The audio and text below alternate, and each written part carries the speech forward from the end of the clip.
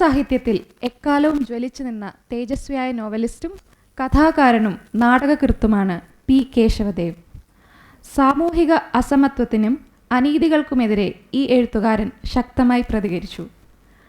താണതലത്തിലുള്ള മനുഷ്യരെ കഥാപാത്രങ്ങളാക്കുകയും ഏറ്റവും നിസ്സാരമെന്ന് തോന്നുന്ന സംഭവങ്ങൾ പോലും എഴുത്തിന് വിഷയമാക്കുകയും ചെയ്തു. പി കേശവദേവ് എന്ന മനുഷ്യസ്നേഹിയായ സാഹിത്യ നായകൻ്റെ സ്മരണയ്ക്ക് രൂപീകൃതമായ പി കേശവദേവ് ട്രസ്റ്റ് കഴിഞ്ഞ 19 വർഷങ്ങളായി സാഹിത്യ, ആരോഗ്യ, വിദ്യാഭ്യാസ പുരസ്കാരങ്ങൾ നൽകി വരുന്നു. 20ാമത് പി കേശവദേവ് പുരസ്കാരങ്ങൾ സമർപ്പിക്കുന്ന പി കേശവദേവ് അനുസ്മരണ സമ്മേളനത്തിലേക്ക് ഏവരെയും ഹൃദയപൂർവ്വം സ്വാഗതം ചെയ്യുന്നു. ഇന്നിവിടെ സമർപ്പിക്കുന്നത് 2 പുരസ്കാരങ്ങളാണ്. പി കേശവദേവ് സാഹിത്യ പുരസ്കാരം, 2 പി കേശവദേവ് ഡയബ്സ്ക്രീറ്റ് കേരള പുരസ്കാരം. 50,000 രൂപയും ആർട്ടിസ്റ്റ് BD ദത്തൻ രൂപകൽപ്പന ചെയ്ത ശില്പവും പ്രശസ്തി പത്രവും അടങ്ങുന്നതാണ് ഓരോ പി കേശവദേവ് പുരസ്കാരവും. യോഗ നടപടികൾ ആരംഭിക്കുകയാണ്. ആദ്യമായി ഈശ്വര പ്രാർത്ഥന. അതിനായി പുരസ്കാര കമ്മിറ്റി അംഗവും ജ്യോതിദേവ്സ് ഡയബറ്റിസ് റിസർച്ച് സെൻറ്ററിൻ്റെ മെഡിക്കൽ ഡയറക്ടറുമായ ഡോക്ടർ അരുൺ ശങ്കർ സാറിനെ ക്ഷണിക്കുന്നു. ജയ ജഗദീശ ജയ സകലേശ ജഗദോദ്ധാരക ദേവാ സകലവും നീയേ ശരണവും നീയേ സായുജ്യം നീയേ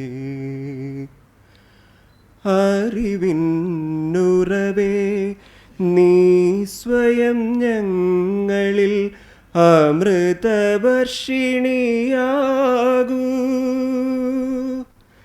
നിറവിൻ നിറവേ ഞങ്ങളിൽ സ്നേഹത്തിൻ കതിരൊളിയായി ചൊരിയൂ ശാന്തിതൻ നിറനിലാവായി ഒഴുകൂ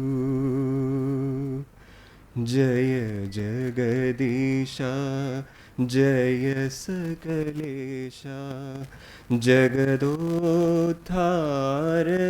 ദേവാ സകലവും നീയേ ശരണവും നീയേ സായുജ്യം നീയേ.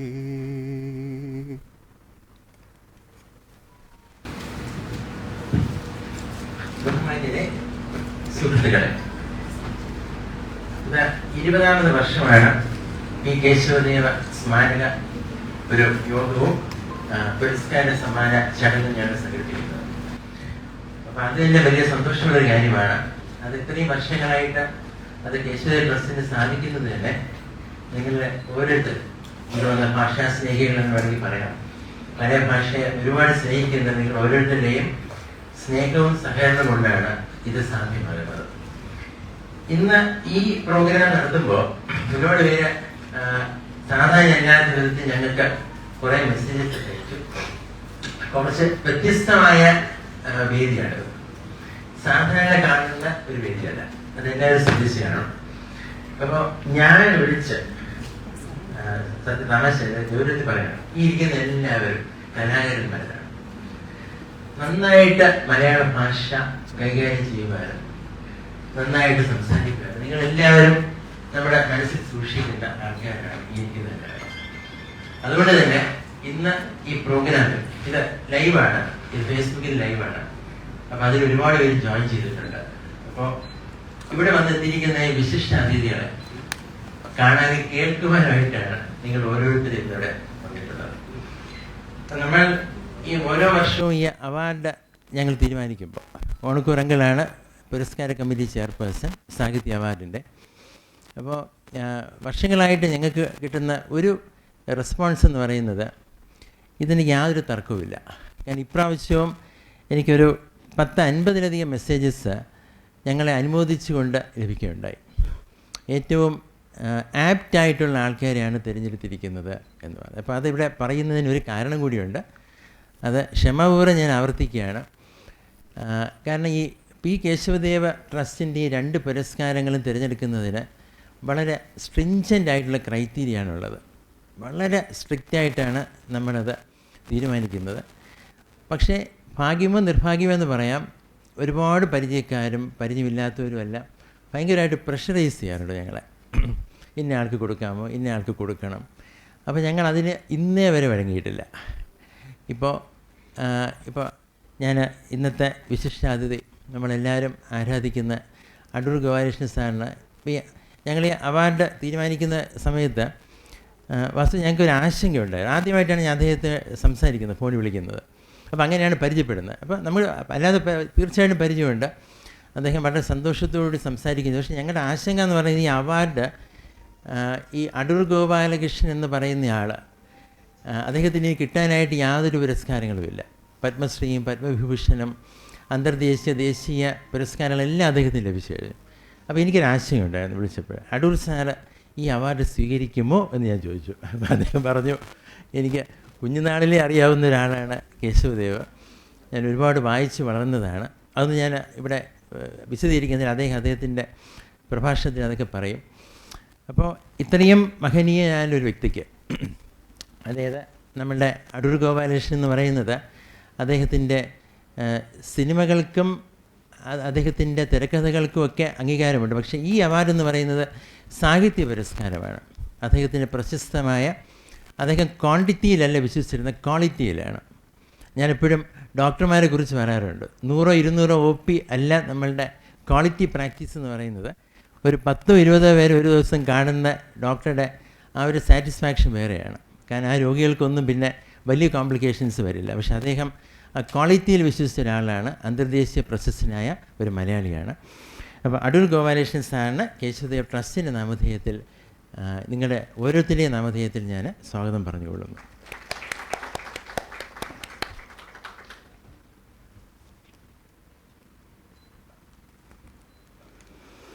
ഞാൻ ഈ ഓർഡറിൽ പോവാം. അടുത്തതായിട്ട് നമ്മൾ മനസ്സിൽ ആരാധിക്കുന്ന ശ്രീകുമാരൻ നമ്പി സാറാണ്. അപ്പോൾ അടൂർ ഗോപാലകൃഷ്ണൻ സാറിനാണ് സമ്മാനം നൽകേണ്ടത്. അപ്പോൾ ആരെക്കൊണ്ട് സമ്മാനം നൽകാൻ സാധിക്കും ഇത്രയും വലിയൊരാൾക്ക്? അപ്പോൾ ഞങ്ങൾ ഒരുപാട് ചിന്തിച്ചു. അപ്പോൾ അനുയോജ്യനായ ഒരാൾ വേണം.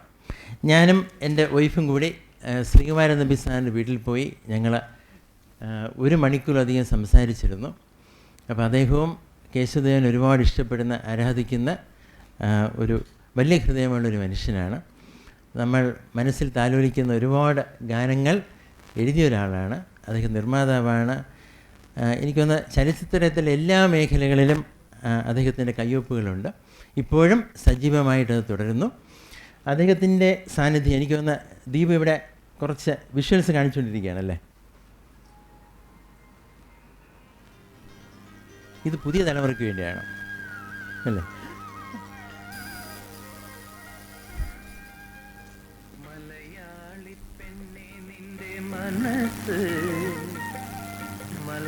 ഓക്കെ, അങ്ങനെ നമുക്ക് എന്നും ഓർക്കാനായിട്ടുള്ള, എന്നും നമ്മൾ മനസ്സിൽ താലോലിക്കുന്ന ഒരുപാട് ഗാനങ്ങൾ, ഹിറ്റ് ഗാനങ്ങളെല്ലാം നമുക്ക് സമ്മാനിച്ച ഒരാൾ കൂടിയാണ് ശ്രീകുമാരൻ നമ്പി സാർ. അദ്ദേഹത്തിന് ട്രസ്റ്റിൻ്റെ പേരിൽ ഞങ്ങളുടെ സ്വാഗതം അറിയിച്ചു കൊള്ളുന്നു.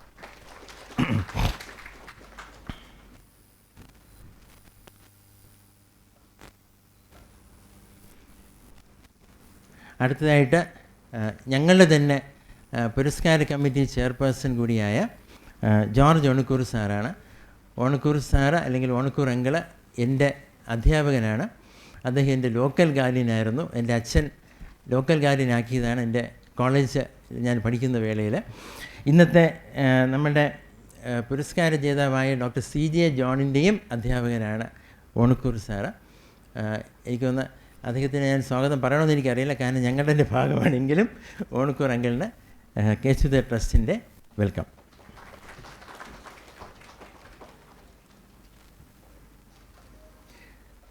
ഡോക്ടർ MK മുനീറിൻ്റെ ഒരു പ്രത്യേകതയുണ്ട്. കാരണം മുനീർ സാറെന്ന് പറയുന്നത് ഞങ്ങളുടെ കേശവദേവ് ട്രസ്റ്റിൻ്റെ രൂപീകരണം മുതൽ ഞങ്ങളുടെ കൂടെ ഒരാളാണ്. ഞങ്ങളുടെ ഇവിടുത്തെ ഒരു അംഗം പോലെയാണ് അദ്ദേഹം. അംഗം പോലെ അംഗം തന്നെയാണ് അദ്ദേഹം. 20 വർഷങ്ങൾക്ക് മുമ്പ് ആദ്യത്തെ P കേശവദേവ് പുരസ്കാരം സമ്മാനിക്കുന്നതും ഇവിടെ ചിത്രം കാണിക്കുന്നുണ്ടല്ലേ, അതും മുനീർ സാറാണ്. ഇതാണെന്ന് തോന്നുന്നില്ല, ഫസ്റ്റ് പുരസ്കാരം ഇതല്ല. അത് നമ്മുടെ ഡോക്ടർ ഇന്ദിരബാബുവിനായിരുന്നു. അന്ന് പ്രസ് ക്ലബിലാണ് ഞങ്ങൾ പുരസ്കാര ദാനം തുടങ്ങിയത്. അപ്പോൾ അന്ന് മുതൽ മുനീർ സാറ് ഇവിടെ ഏത് പ്രോഗ്രാം നമ്മളുടെ ട്രസ്റ്റിൻ്റെ ഏത് പ്രോഗ്രാം ട്രിവാൻഡ്രത്ത് സംഘടിപ്പിച്ചാലും അദ്ദേഹം തിരുവനന്തപുരത്ത് ഉണ്ട് എങ്കിൽ മുനീർ സാർ അതിൽ പങ്കെടുക്കും. അപ്പോൾ ഞാൻ നന്ദി പറയുന്നില്ല, പക്ഷേ ആ സ്നേഹം ഒന്നുകൂടി ഓർത്തുകൊണ്ട് കേശവദേവ് ട്രസ്റ്റിൻ്റെ അഭിവാദനങ്ങൾ. നന്ദി. വെൽക്കം.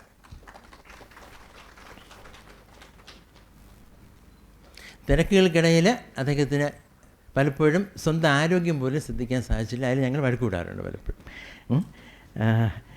ഇനി നമ്മുടെ പ്രിയപ്പെട്ട ജയകുമാർ സാറാണ്. ജയകുമാർ സാറും ആദ്യമായിട്ടല്ല ഞങ്ങളുടെ ഈ പുരസ്കാര ദാന ചടങ്ങിൽ പങ്കെടുക്കുന്നത്. ജയകുമാർ സാർ ഓർക്കുന്നുണ്ടോ അറിയത്തില്ല, നമ്മൾ പ്രസ് ക്ലബ്ബിൽ വെച്ച് ജയകുമാർ സാറ് എനിക്ക് തോന്നുന്നു 1-2 പ്രോഗ്രാംസിൽ ഇതിനു മുമ്പും അദ്ദേഹം പങ്കെടുത്തിട്ടുണ്ട്. ഇതൊരു IAS ഉദ്യോഗസ്ഥനാണ്. എല്ലാവർക്കും അറിയാവുന്നത് കെ ജയകുമാർ IAS എന്ന ആ ഒരു നാമധേയമാണ്. ജയകുമാർ സാറിന് എനിക്ക് തോന്നുന്നൊരു 4 പതിറ്റാണ്ടിലേറെയായിട്ട് എനിക്ക് പരിചയമുണ്ട്. അദ്ദേഹത്തിൻ്റെ അച്ഛനെയും എനിക്ക് നല്ല പരിചയമുണ്ട്. സാർ ഓർക്കുന്നുണ്ടോ അറിയത്തില്ല, ഞാൻ വീട്ടിലൊക്കെ വന്നിട്ടുള്ളത് ഉണ്ട്. അദ്ദേഹവും നമുക്ക് ഒരുപാട് ഹിറ്റ് ഗാനങ്ങൾ തന്നിട്ടുള്ള ഒരാളാണ്. ഏതെങ്കിലും ഒരു ഗാനം പ്ലേ ചെയ്യാമോ?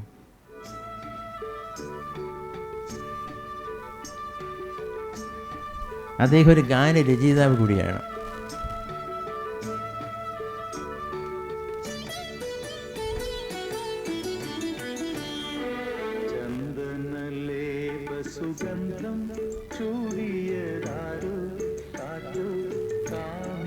അടുത്തതായിട്ട് എനിക്ക് സ്വാഗതം പറയേണ്ടത് ഒരു ഡോക്ടറെയാണ്. ഞങ്ങളെപ്പോലുള്ളൊരു MBBS ഡോക്ടർ, തിരുവനന്തപുരം മെഡിക്കൽ കോളേജിൽ 1970 അലുമിനിയാണ് ഡോക്ടർ CJ ജോൺ. അദ്ദേഹത്തിന് ഇന്നത്തെ പുരസ്കാരം നൽകുന്നത് ആരോഗ്യ വിദ്യാഭ്യാസത്തിനായിട്ടാണ്. ഡയബ്സ്ട്രീം കേരള പുരസ്കാരം നൽകി വരുന്നത് കണ്ടിന്യൂസ് ആയിട്ട്, അതായത് വർഷങ്ങളോളം കോൺസ്റ്റൻ്റായിട്ട് പെർസിസ്റ്റൻ്റായിട്ട് ഒരു വിഷയത്തിൽ മാത്രം കേന്ദ്രീകരിച്ചുകൊണ്ട് പൊതുജനങ്ങൾക്കായിട്ട് ആരോഗ്യ വിദ്യാഭ്യാസം നൽകുന്നവർക്ക്, അത് ഡോക്ടറാണെന്നില്ല, അത് ഏത് മേഖലയിലാണ് എങ്കിലും തുടർച്ചയായിട്ട് ഫലവത്തായിട്ട് ആരോഗ്യ വിദ്യാഭ്യാസം നൽകുന്നവർക്ക് നൽകി വരുന്ന സമ്മാനമാണ് ഡയബ്സ്ട്രീം കേരള കേശവദേവ് പുരസ്കാരം. എനിക്ക് തോന്നുന്ന ഏറ്റവും കൂടുതൽ ആൾക്കാർ എന്നെ വിളിച്ച് അദ്ദേഹത്തെക്കുറിച്ച് സംസാരിക്കുകയുണ്ടായി. ഡോക്ടേഴ്സും ജേർണലിസ്റ്റുകളും അങ്ങനെ ഒരുപാട് പേര്. ബെസ്റ്റ് സെലക്ഷൻ എന്നാണ് അവർ പറഞ്ഞത്. എനിക്കൊന്ന് 10-30 വർഷങ്ങളായിട്ട് തുടർച്ചയായിട്ട് അദ്ദേഹം കോളംസ് കൈകാര്യം ചെയ്യുന്നുണ്ട്. മാതൃഭൂമിയിൽ, മനോരമയിൽ അദ്ദേഹത്തിൻ്റേതായിട്ടൊരു സ്ഥാപനമുണ്ട്. അപ്പോൾ ഈ അവാർഡ് അദ്ദേഹത്തിന് നൽകുന്നത് വാസ്തവത്തിൽ ഞങ്ങൾക്ക് അഭിമാനമുള്ളൊരു കാര്യമാണ്. അദ്ദേഹം കൊച്ചിയിൽ നിന്നാണ് ഇന്ന് ഇവിടെ എത്തിയിരിക്കുന്നത്. ഡോക്ടർ CJ ജോണിനെ ഞാൻ ഈ വേദിയിലേക്ക് സ്വാഗതം ചെയ്തുകൊള്ളുന്നു.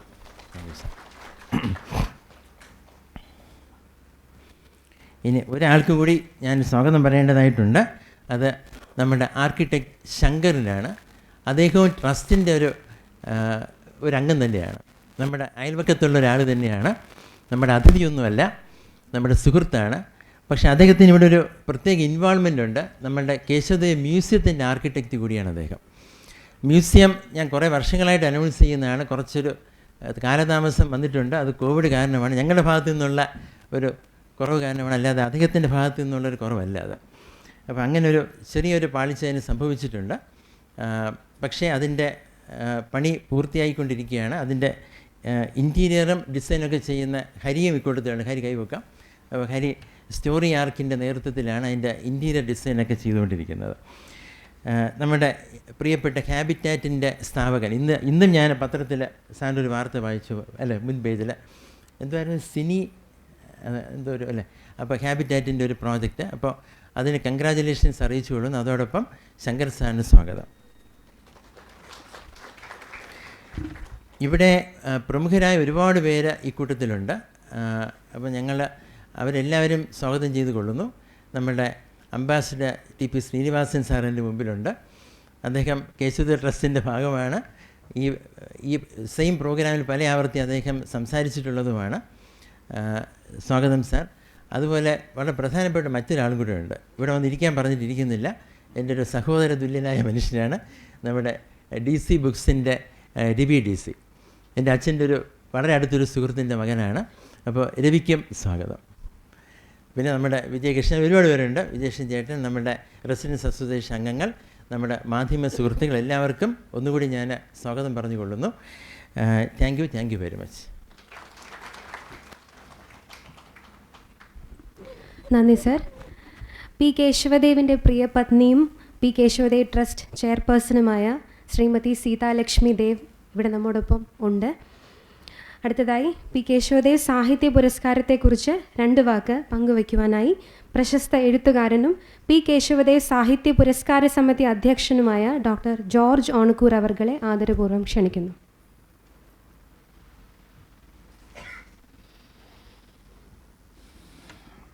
പി കേശവദേവ് ട്രസ്റ്റിൻ്റെ ആദരണീയായ ചെയർപേഴ്സൺ ശ്രീമതി സീതാലക്ഷ്മി ദേവ് അമ്മ ശാരീരികമായ അല്പം അസ്വാസ്ഥ്യ നിമിത്തം വേദിയിലേക്ക് വരുന്നില്ല എങ്കിലും ഈ സദസ്സിൻ്റെ നിറസാന്നിധ്യമായി മുൻനിരയിലുണ്ട് എന്നുള്ളത് ഒരു അനുഗ്രഹമായി എടുത്തു പറയാൻ ഞാൻ ആഗ്രഹിക്കുന്നു. പ്രാർത്ഥന ആലപിച്ച പ്രിയപ്പെട്ട ഡോക്ടർ അരുൺ ശങ്കർ, പ്രിയങ്കരനായ നമ്മുടെ സ്വന്തം Jyothidev Kesavadev, doctor P G Balagopal ആണ് ഡയാബ് സ്ക്രീൻ പുരസ്കാരം നിർണയിച്ച സമിതിയുടെ ചെയർമാൻ ആയിരുന്നത്. ഡോക്ടർ ബാലഗോപാൽ സമാദരണീയനായ മലയാളത്തിൻ്റെ അഭിമാനമായ എഴുത്തുകാരൻ, കവി, ഗാനരചയിതാവ് ശ്രീ ശ്രീകുമാരൻ തമ്പി,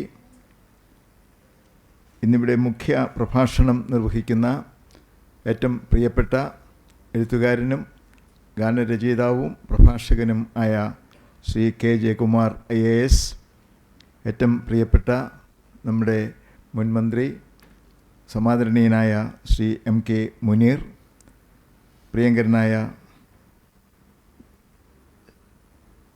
ശ്രീ ജി ശങ്കർ, പത്മശ്രീ ശങ്കർ, ഏറ്റവും ഇന്നിവിടെ നമ്മൾ കേശവദേവ് സാഹിത്യ പുരസ്കാരം നൽകി ആദരിക്കുന്ന മലയാളത്തിൻ്റെ അഭിമാനം, വിസ്തൃത ചലച്ചിത്രകാരനായ ശ്രീ അടൂർ ഗോപാലകൃഷ്ണൻ, പ്രിയങ്കരനായ ഡയാബ് സ്ക്രീൻ പുരസ്കാരം ഏറ്റുവാങ്ങുന്ന വളരെ പ്രിയപ്പെട്ട, ഒത്തിരി നാൾ കൂടിയാണ് പ്രിയപ്പെട്ട CJ ജോണിനെ ഞാൻ കാണുന്നത്. ക്ലാസ് മുറികൾക്ക് പുറത്ത് കാണുന്നതിൻ്റെ വലിപ്പമോർത്ത് ഞാൻ സന്തോഷിക്കുകയാണ് ചെയ്യുന്നത്. പ്രിയപ്പെട്ട CJ ജോൺ, കൃതജ്ഞത പ്രകാശിപ്പിക്കുന്ന ശ്രീമതി സുനിത ജ്യോതി ദേവ്, എൻ്റെ മുൻപിലിരിക്കുന്ന പ്രിയങ്കരനായ ശ്രീ TP ശ്രീനിവാസൻ, ഏറ്റവും പ്രിയപ്പെട്ട ഇവിടെ സൂചിപ്പിച്ചതുപോലെ ദേവിയേട്ടൻ്റെ ആത്മമിത്രം ആയിരുന്ന DC-യുടെ പുത്രൻ, മലയാള സാംസ്കാരിക രംഗത്ത്, പുസ്തക പ്രസാധന രംഗത്ത് ജ്വലിച്ചു നിൽക്കുന്ന പ്രിയങ്കരനായ രവി DC, ശ്രീ വിജയകൃഷ്ണൻ അടക്കമുള്ള സുഹൃത്തുക്കൾ,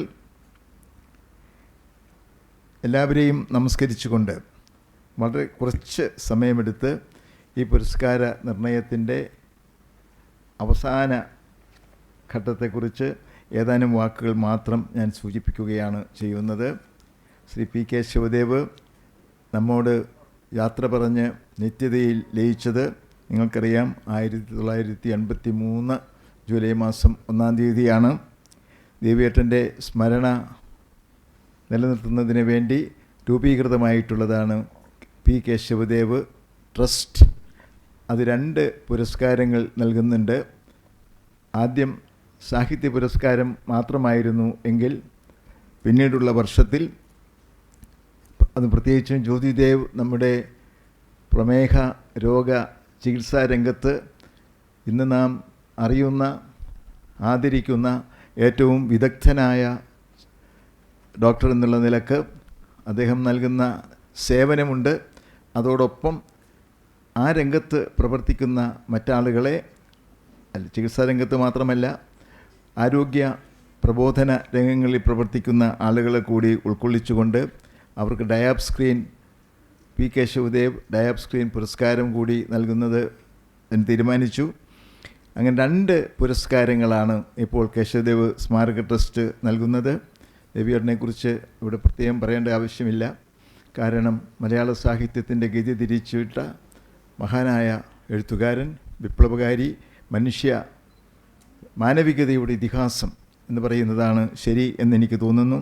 ജീവിതത്തിൻ്റെ ഏറ്റവും താഴെത്തട്ടിൽ ജീവിച്ചിരുന്ന മനുഷ്യർക്ക് അവരുടെ മഹത്വം, അവരുടെ ശക്തി അടയാളപ്പെടുത്താൻ മലയാള സാഹിത്യത്തിൽ ആദ്യം പ്രത്യക്ഷപ്പെട്ട എഴുത്തുകാരൻ പി കേശവദേവാണ് എന്ന് നമുക്ക് അഭിമാനത്തോടു കൂടി ഓർമ്മിക്കാം.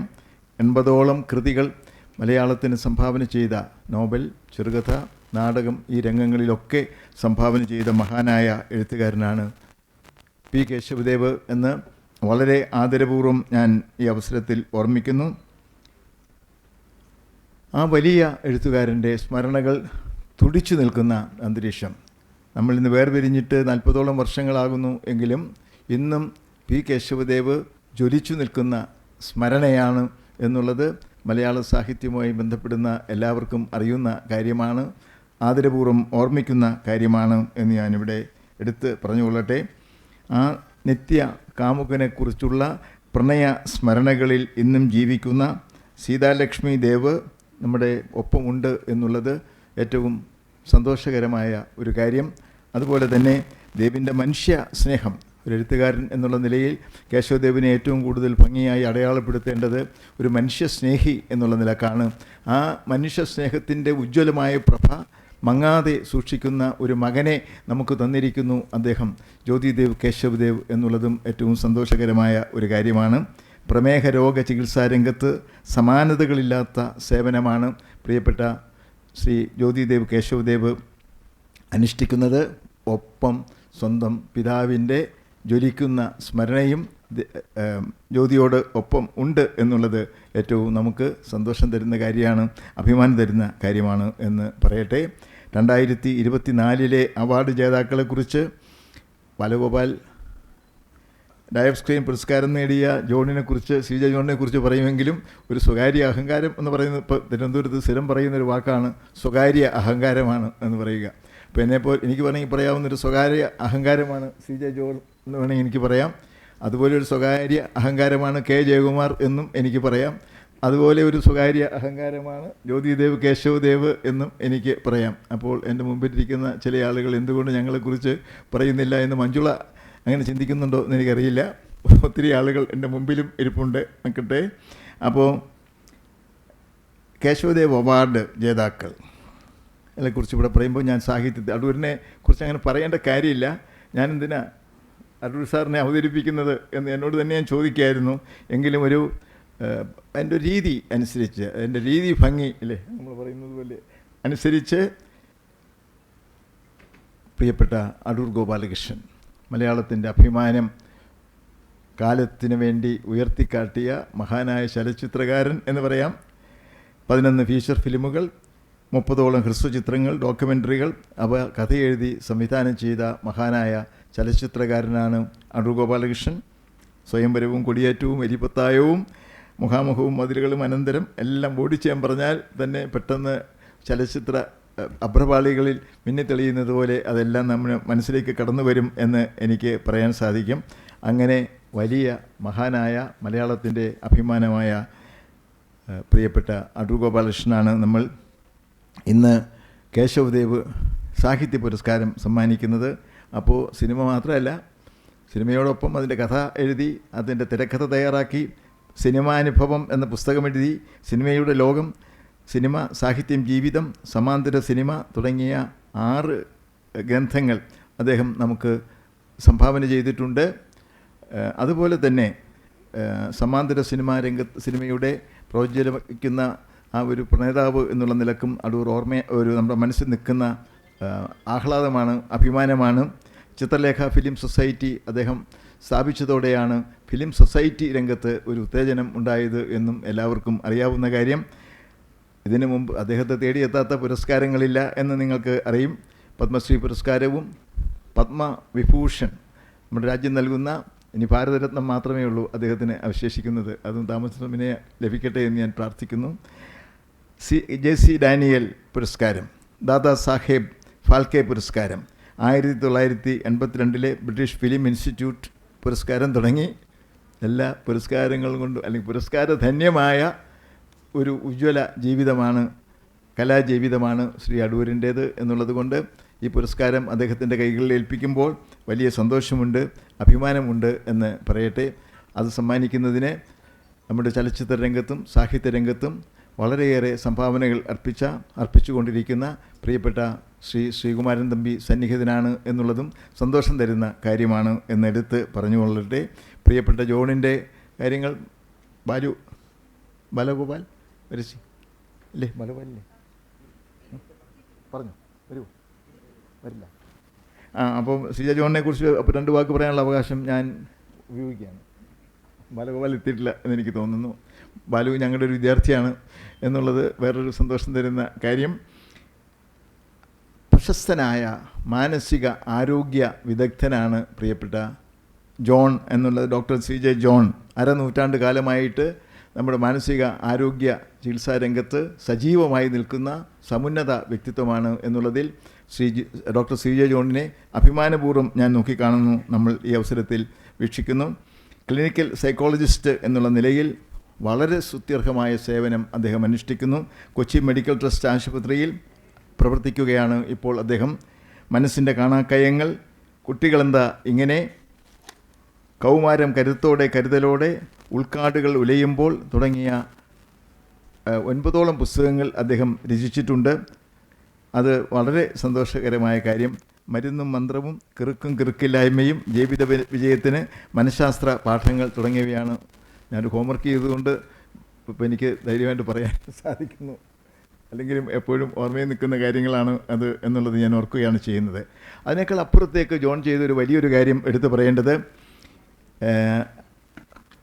പലപ്പോഴും മാനസിക പ്രശ്നങ്ങളുടെ ഫലമായി ആത്മഹത്യയിലേക്ക് വഴുതി വീഴുന്ന നിർഭാഗ്യകരമായ അവസ്ഥ നമ്മുടെ സമൂഹത്തിൽ പലപ്പോഴും നമ്മൾ ദർശിക്കുന്നുണ്ട്. അത് തടയുന്നതിന്, മാനസിക ആരോഗ്യം പ്രദാനം ചെയ്യുന്നതിന് മൈത്രി എന്ന പേരിൽ ഒരു ആത്മഹത്യാ പ്രതിരോധ NGO കൊച്ചി ആസ്ഥാനമാക്കി പ്രവർത്തിക്കുന്നുണ്ട്. അതിൻ്റെ സ്ഥാപകൻ നമ്മുടെ പ്രിയപ്പെട്ട ഡോക്ടർ CJ ജോണാണ് എന്നുള്ളതും ഈ അവസരത്തിൽ എടുത്തു പറയാൻ ഞാൻ ആഗ്രഹിക്കുകയാണ് ചെയ്യുന്നത്.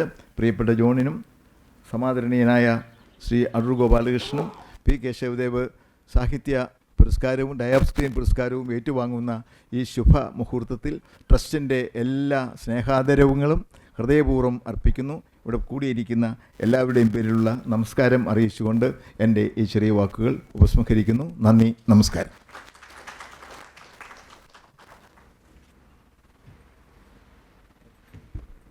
നന്ദി സർ. അടുത്തതായി ഉദ്ഘാടന ചടങ്ങാണ്. ഈ പരിപാടി ഉദ്ഘാടനം ചെയ്യുവാൻ ഇന്നിവിടെ സന്നിഹിതനായിരിക്കുന്നത് മലയാള സിനിമയിലെ ഗാനരചയിതാവും ബഹുമുഖ പ്രതിഭയുമായ ശ്രീകുമാരൻ തമ്പി സാറാണ്. കവി, നോവലിസ്റ്റ്, ചലച്ചിത്ര ഗാനരചയിതാവ്, സംവിധായകൻ, തിരക്കഥാകൃത്ത്, നിർമ്മാതാവ്, സംഗീത സംവിധായകൻ, ടെലിവിഷൻ നിർമ്മാതാവ് എന്നിങ്ങനെ വിവിധ മേഖലകളിൽ അദ്ദേഹം തനതായ വ്യക്തിമുദ്ര പതിപ്പിച്ചു. മലയാള ചലച്ചിത്ര രംഗത്തെ സമഗ്ര സംഭാവനകൾക്കായി JC ഡാനിയൽ പുരസ്കാരം അദ്ദേഹത്തിന് ലഭിച്ചിട്ടുണ്ട്. ചലച്ചിത്ര സാഹിത്യ രംഗത്തെ നിരവധി സംഘടനകളുടെ നേതൃസ്ഥാനങ്ങളിലും പ്രവർത്തിച്ചിട്ടുണ്ട്. 20ാമത് P കേശവദേവ് പുരസ്കാര സമർപ്പണ ചടങ്ങ് ഉദ്ഘാടനം ചെയ്യുവാനായി ശ്രീകുമാരൻ തമ്പി അവർകളെ ആദരപൂർവ്വം ക്ഷണിക്കുന്നു.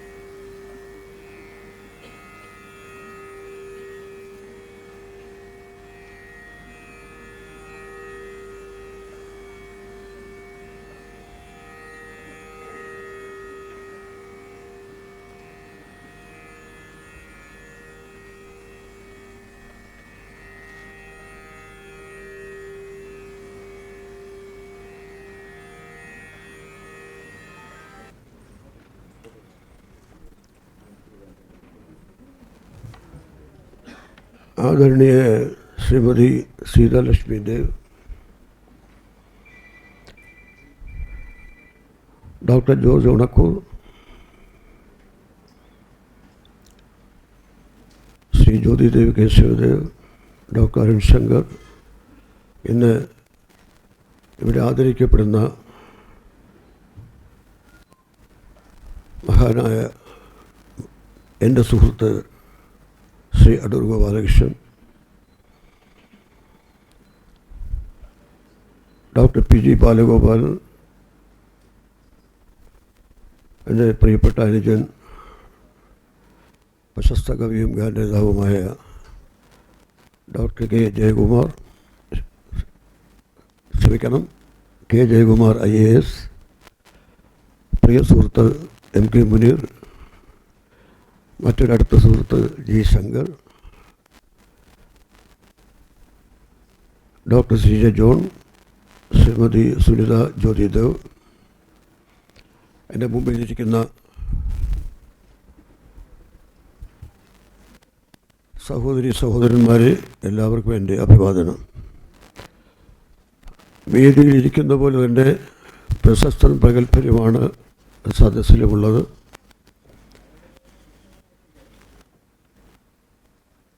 വലിയകൃഷ്ണൻ, ഡോക്ടർ ശ്രീനിവാസൻ, രവി DC, അങ്ങനെ വളരെ പ്രഗത്ഭമതികൾ എൻ്റെ മുമ്പിലിരിപ്പുണ്ട്. എല്ലാവർക്കും എൻ്റെ അഭിവാദനം. ഈ പുരസ്കാരം നൽകാൻ തുടങ്ങിയിട്ട് അനേക വർഷങ്ങളായി എന്നാണ് അറിയുന്നത്. പക്ഷെ ആദ്യമായിട്ടാണ് ഞാനിവിടെ വരുന്നത്. ഈ ചടങ്ങിലേക്ക് ഒരിക്കലും ഞാൻ ക്ഷണിക്കപ്പെട്ടിട്ടില്ല. കഴിഞ്ഞ 26 വയസ്സ് മുതൽ ചെന്നൈയിലാണ് താമസിക്കുന്നതെങ്കിലും കഴിഞ്ഞ 25 വർഷമായി തിരുവനന്തപുരത്ത് എനിക്ക് വീടുണ്ട്. ഞാൻ മാസത്തിലധികവും തിരുവനന്തപുരത്താണ് താമസിക്കുന്നത്. എങ്കിലും PK ഹാളിൽ വരാനുള്ള ഭാഗ്യം എനിക്കുണ്ടായിട്ടില്ല. ആദ്യമാണ് ഉണ്ടാകുന്നത്. അവാർഡ് വാങ്ങാൻ വന്നിട്ടില്ല, അവാർഡ് കൊടുക്കാൻ വന്നിട്ടില്ല, ഉദ്ഘാടനം ചെയ്യാനും വന്നിട്ടില്ല, കാണാനും വന്നിട്ടില്ല. അപ്പോൾ ആദ്യമായിട്ട് ഞാൻ ജ്യോതിദേവിന്, ഡോക്ടർ ജ്യോതിദേവിന് നന്ദി പറയുന്നു. ഞാനിങ്ങനെ പറയാനൊരു കാരണമുണ്ട്. കാരണം കുട്ടിക്കാലത്ത്, അതായത് എഴുതി തുടങ്ങുന്ന കാലത്ത്, എൻ്റെ കൗമാരം തുടങ്ങുന്ന കാലത്ത്, ബാല്യം കഴിഞ്ഞ് കൗമാരം തുടങ്ങുന്ന കാലത്ത് 11ാമത്തെ വയസ്സിൽ ആദ്യത്തെ കവിത ബാലഭക്തിയിൽ അച്ചടിച്ച് കാണാൻ ഭാഗ്യമുണ്ടായതാണ് ഞാൻ. 11ാമത്തെ വയസ്സിൽ. അന്ന് മുതൽ ഞാൻ കവിത എഴുതുന്നുണ്ട്, കഥ എഴുതുന്നുണ്ട്, നാടകം എഴുതുന്നുണ്ട്. ഇപ്പം കേശവദേവനെയും തകഴിയെയും വൈക്കം മുഹമ്മദ് ബഷീറിനെയും പൊൻകുന്നം വർക്കിയെയും അറിയാത്തവരായി എൻ്റെ കാലഘട്ടത്തിൽ ആരും ഉണ്ടായിരുന്നില്ല. എൻ്റെ ആ കാലഘട്ടത്തിൽ. കാരണം ഞങ്ങൾ ഏറ്റവും അധികം ആരാധിച്ചിരുന്ന 4 എഴുത്തുകാരാണ്. തകഴിയും ദേവും എന്നാണ് പറയുന്നത് തന്നെ. തകഴി മാത്രമെന്ന് പറയും. തകഴിയും ദേവും. തകഴി ശിവശങ്കരപ്പിള്ളയും കേശവദേവും വൈക്കം മുഹമ്മദ് ബഷീറും പൊൻകുന്നം വർക്കിയും ഇവരെല്ലാം പുരോഗമന സാഹിത്യകാരന്മാരായിരുന്നു. ഇന്നത്തെ പൂക്കാസ അല്ല ഞാൻ പറയുന്നത് കേട്ടോ, അത് വേറെ, അത് പൊളിറ്റിക്കലാണ്. അവിടെ ആദ്യകാലത്തും രാഷ്ട്രീയമുണ്ടായിരുന്നു, പക്ഷെ അത് വളരെ വ്യത്യസ്തമായിരുന്നു. കാരണം തകഴി ഈ PK ഇതിനെക്കുറിച്ച് മനസ്സിലാക്കുമ്പോൾ പലർക്കും അറിയാൻ പാടില്ലാത്തൊരു കാര്യം പറയാം. PK ദേവ് പൊളിറ്റീഷ്യനായ എഴുത്തുകാരനായിരുന്നു, രാഷ്ട്രീയക്കാരനായ എഴുത്തുകാരനായിരുന്നു.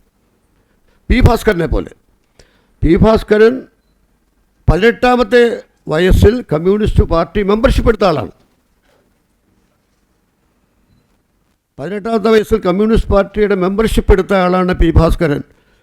വയലാർവർമ്മ കമ്മ്യൂണിസ്റ്റ് ആയിരുന്നു, ONV കുറുപ്പ് കമ്മ്യൂണിസ്റ്റ് ആയിരുന്നു, പക്ഷേ ഒരു കമ്മ്യൂണിസ്റ്റ് പാർട്ടി മെമ്പർഷിപ്പ് എടുത്തിട്ടില്ല. അങ്ങനെ ആ കാലഘട്ടത്തിൽ അതേ വഴിയിൽ ആലപ്പുഴയിൽ കയർ ഫാക്ടറി തൊഴിലാളി യൂണിയൻ്റെ സെക്രട്ടറി ആയിരുന്നു PK ദേവ്. ഇത് പലർക്കും അറിയാൻ പാടില്ലാത്ത കാര്യമാണ്. ആലപ്പുഴ ജില്ലയിൽ ജനിച്ച് എനിക്കറിയാം, അരിപ്പാട്ടുകാരനാണ്. അതായത് തൊഴിലാളി നേതാവായിരുന്നു PK ദേവ്, സാഹിത്യകാരൻ മാത്രമല്ല. അതായത് താൻ പറയുന്നത് പ്രവർത്തിച്ച് കാണിച്ച ആളാണ് PK ദേവ്. അദ്ദേഹം കമ്മ്യൂണിസ്റ്റുകാരനായിരുന്നു. ആ കാലഘട്ടത്തിൽ എഴുതിയതെല്ലാം, അദ്ദേഹം എഴുതിയ കൃതികളെല്ലാം ഇതുപോലെ പുരോഗമന കമ്മ്യൂണിസ്റ്റ് ആശയങ്ങളുള്ള കൃതി. ഓടയിൽ നിന്ന് എന്ന കൃതി പോലും ഒരു പാവപ്പെട്ട റിക്ഷാക്കാരൻ്റെ കഥയാണ്. മനുഷ്യത്വത്തിനാണ് അദ്ദേഹം ഏറ്റവും അധികം പ്രാധാന്യം നൽകിയത്. രാഷ്ട്രീയത്തിൽ നിന്നത് ആ മനുഷ്യത്വത്തെ ആരാധിക്കുന്നതുകൊണ്ട്, മനുഷ്യത്വത്തെ സ്നേഹിക്കുന്നതുകൊണ്ടാണ് അദ്ദേഹം രാഷ്ട്രീയത്തിൽ നിന്നത്. ആ കാലഘട്ടത്തിൽ കമ്മ്യൂണിസ്റ്റ് പാർട്ടി സാധാരണക്കാർക്ക് വേണ്ടി അവശത അനുഭവിക്കുന്നവർക്ക് പ്രവർത്തിക്കുന്ന സംഘടനയായിരുന്നു. അദ്ദേഹത്തിൻ്റെ ആദ്യകാല കൃതി, ഇപ്പോൾ ഓടയിൽ നിന്ന് അദ്ദേഹം ആദ്യകാല കൃതിയാണ്, ഏറ്റവും പ്രശസ്തി നേടിയ നോവലാണ്.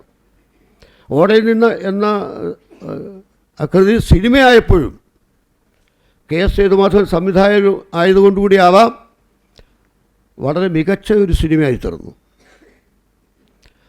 തകഴി ശിവശങ്കരപ്പിള്ള രണ്ടിടങ്ങഴിയും അദ്ദേഹത്തിൻ്റെ ആദ്യകാല കൃതി, ഏറ്റവും പ്രശസ്തമായ കൃതി രണ്ടിടങ്ങഴി, തോട്ടിയുടെ മകൻ എഴുതുമ്പോൾ ആണ് KS സമാന്തരമായി ഭ്രാന്താലയം പോലുള്ള നോവൽ എഴുതി. ഭ്രാന്താലയം മനുഷ്യത്വത്തിലെ കഥയാണ്. ഭ്രാന്താലയം എന്ന നോവൽ യഥാർത്ഥത്തിൽ പാർട്ടീഷൻ സമയത്തെ അനുഭവങ്ങളാണ്. ഇന്ത്യയുടെ പാർട്ടീഷൻ കാലഘട്ടത്തിലുണ്ടായ അനുഭവങ്ങളാണ്. അതുപോലെ ജാതി മത വൈരത്തെക്കുറിച്ച് എതിർക്കുന്ന നോവലാണ് ഭ്രാന്താലയം. അത് വിവേകാനന്ദൻ കേരളം ഭ്രാന്താലയമാണ് എന്ന് പറഞ്ഞിട്ടുണ്ട്. വേറൊരു തരത്തിൽ കേശവ ഭ്രാന്താലയമാണെന്ന് പറഞ്ഞു. അപ്പോൾ അദ്ദേഹത്തിൻ്റെ ഈ കൃതികളെല്ലാം വായിച്ച് വളർന്ന ആളാണ് ഞാൻ. ഒരു എഴുത്തുകാരനെന്ന നിലയിൽ കേശവൻ്റെ കൃതികൾ എനിക്ക് സഹായകരമായിട്ടുണ്ട്. സാധാരണ മനുഷ്യൻ്റെ ഭാഷ ഉപയോഗിക്കാൻ. തകഴിയുടെയും കേശവദേവൻ്റെയും നോവലുകൾ നമ്മൾ താരതമ്യം ചെയ്താൽ കാണുന്ന ഒരു വലിയ വ്യത്യാസമുണ്ട്. കാരണം സിനിമയിൽ ഞാനിപ്പോൾ അടൂർ ഗോപാലകൃഷ്ണനെ പോലെ അന്തർദേശീയ പുരസ്കാരം നേടിയ സംവിധാനം അല്ലെങ്കിൽ കുറേ സിനിമകൾ സംവിധാനം ചെയ്തിട്ടുണ്ട്. അപ്പോൾ ഒരു സംവിധാന കാഴ്ചപ്പാട് എനിക്കറിയാം. ഒരു സാഹിത്യകൃതി സിനിമയാകണമെങ്കിൽ ചലച്ചിത്ര ഭാഷ സംവിധായകന് നന്നായി അറിഞ്ഞിരിക്കണം. ചലച്ചിത്ര ഭാഷ സാഹിത്യഭാഷയല്ല. ഏറ്റവും നന്നായി അറിയാവുന്നതുകൊണ്ടാണ് അടൂർ ഗോപാലകൃഷ്ണൻ കൂടുതൽ തിരക്കഥയും സ്വയം എഴുതുന്നത്. അദ്ദേഹം നോവലുകളോ കഥയോ അഡാപ്റ്റ് ചെയ്തിട്ടുണ്ട്. പക്ഷേ അത് വളരെ വ്യത്യസ്തമായ രീതിയിലാണ് അദ്ദേഹം സാഹിത്യത്തെ സമീപിച്ചുള്ളത്. കാരണം സാഹിത്യമല്ല സിനിമ, രണ്ടാണ്. അപ്പോൾ ഈ തകഴിയുടെയും ദേവിൻ്റെയും നോവലുകൾ ഞാൻ ഒരു വിദ്യാർത്ഥി നിലയിൽ പഠിച്ചതെന്ന് മനസ്സിലായിട്ടുള്ളത്, ദേവിൻ്റെ കൃതികളാണ് സിനിമയാകാൻ കുറേ കൂടെ യോഗ്യതയുള്ളത്. കാരണം ദൃശ്യഭാഷയാണ് അതിൽ കൂടുതൽ. പി കേശവൻ്റെ ഏത് നോവൽ വായിച്ചാലും ഏത് ചെറുകഥ വായിച്ചാലും ദൃശ്യഭാഷയ്ക്കാണ് അദ്ദേഹം പ്രാധാന്യം നൽകുന്നത്. തകഴിയുടെ നോവലുകൾ പലപ്പോഴും തകഴിയുടെ നോവലുകളും ചെറുകഥകളും സിനിമയാക്കപ്പെട്ടിട്ടുണ്ടെങ്കിലും ഓടയിൽ നിന്ന് പോലെ ഉജ്ജ്വലമായ കൃതി വന്നിട്ടില്ല. കാരണം തകഴിയുടെ ഏടിപ്പടികൾ സിനിമയായി. തകഴിയുടെ ഒരു ചെറുകഥ ഗന്ധർവ ക്ഷേത്രം എന്ന പേരിൽ സിനിമയായി. വിൻസെൻ്റ് മാസ്റ്ററാണ് ഡയറക്റ്റ് ചെയ്തത്. ഒരു സുന്ദരിയുടെ കഥ കേശവദേവിൻ്റെ സിനിമയായിട്ടുണ്ട്. അത് തൂപ്പിഫാസാണ് ഡയറക്റ്റ് ചെയ്തത്. ഓടയിൽ നിന്ന് സിനിമയായിട്ടുണ്ട്. റൗഡി സിനിമയായിട്ടുണ്ട്. അപ്പോൾ ഈ ദൃശ്യഭാഷ നമുക്ക് കൂടുതൽ നോവലുകളിൽ പകർന്നു തന്നിട്ടുള്ള ആൾ ഇവരെ രണ്ടുപേരെയും താരതമ്യം ചെയ്യുമ്പോൾ ഞാൻ മനസ്സിലാക്കിയിട്ടുള്ളതാണ് ദേവിൻ്റെ കൃതികളാണ് കുറേ കൂടി ദൃശ്യഭാഷയുമായി അടുത്തു നിൽക്കുന്നത്. എന്നാൽ അദ്ദേഹത്തിൻ്റെ ജീവിതത്തിൽ അനവധി സംഭവങ്ങളുണ്ടായി. അദ്ദേഹം വളരെയധികം ദുഃഖിച്ച അവസരങ്ങളുണ്ട്.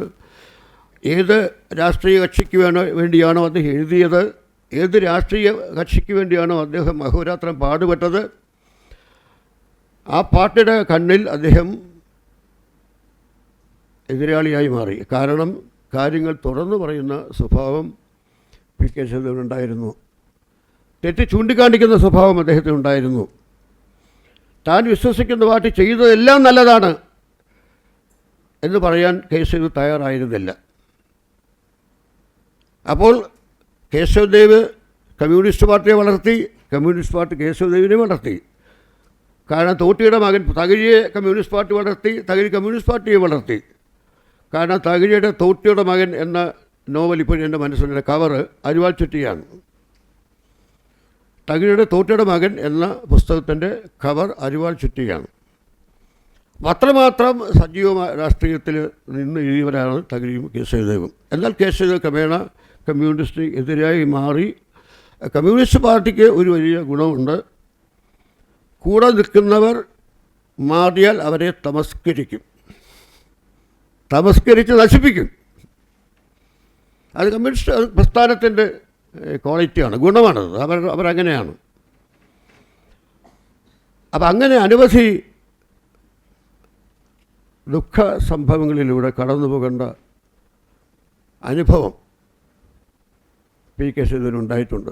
ഇത് പറയുമ്പോൾ പെട്ടെന്ന് ഞാൻ മനസ്സിലാക്കുന്നത് എൻ്റെ സുഹൃത്ത് അടൂർ ഗോപാലകൃഷ്ണൻ ഒരു സിനിമ അദ്ദേഹത്തിന് എലിപ്പത്തായം, അനന്തരം കൊടിയേറ്റം, ഈ പടങ്ങളൊക്കെ എല്ലാ പടങ്ങളും എനിക്കിഷ്ടമാണ്. അത് ആ പടങ്ങളിൽ കാരണം അടൂർ നമ്മളെ സമയത്ത് അടൂരിനാണ് അവാർഡ് കിട്ടുന്ന ആളാണ്. അടൂർ നമുക്ക് മലയാള സിനിമയ്ക്ക് ഒരു ഷോക്ക് ട്രീറ്റ്മെൻറ്റ് തന്ന ആളാണ്.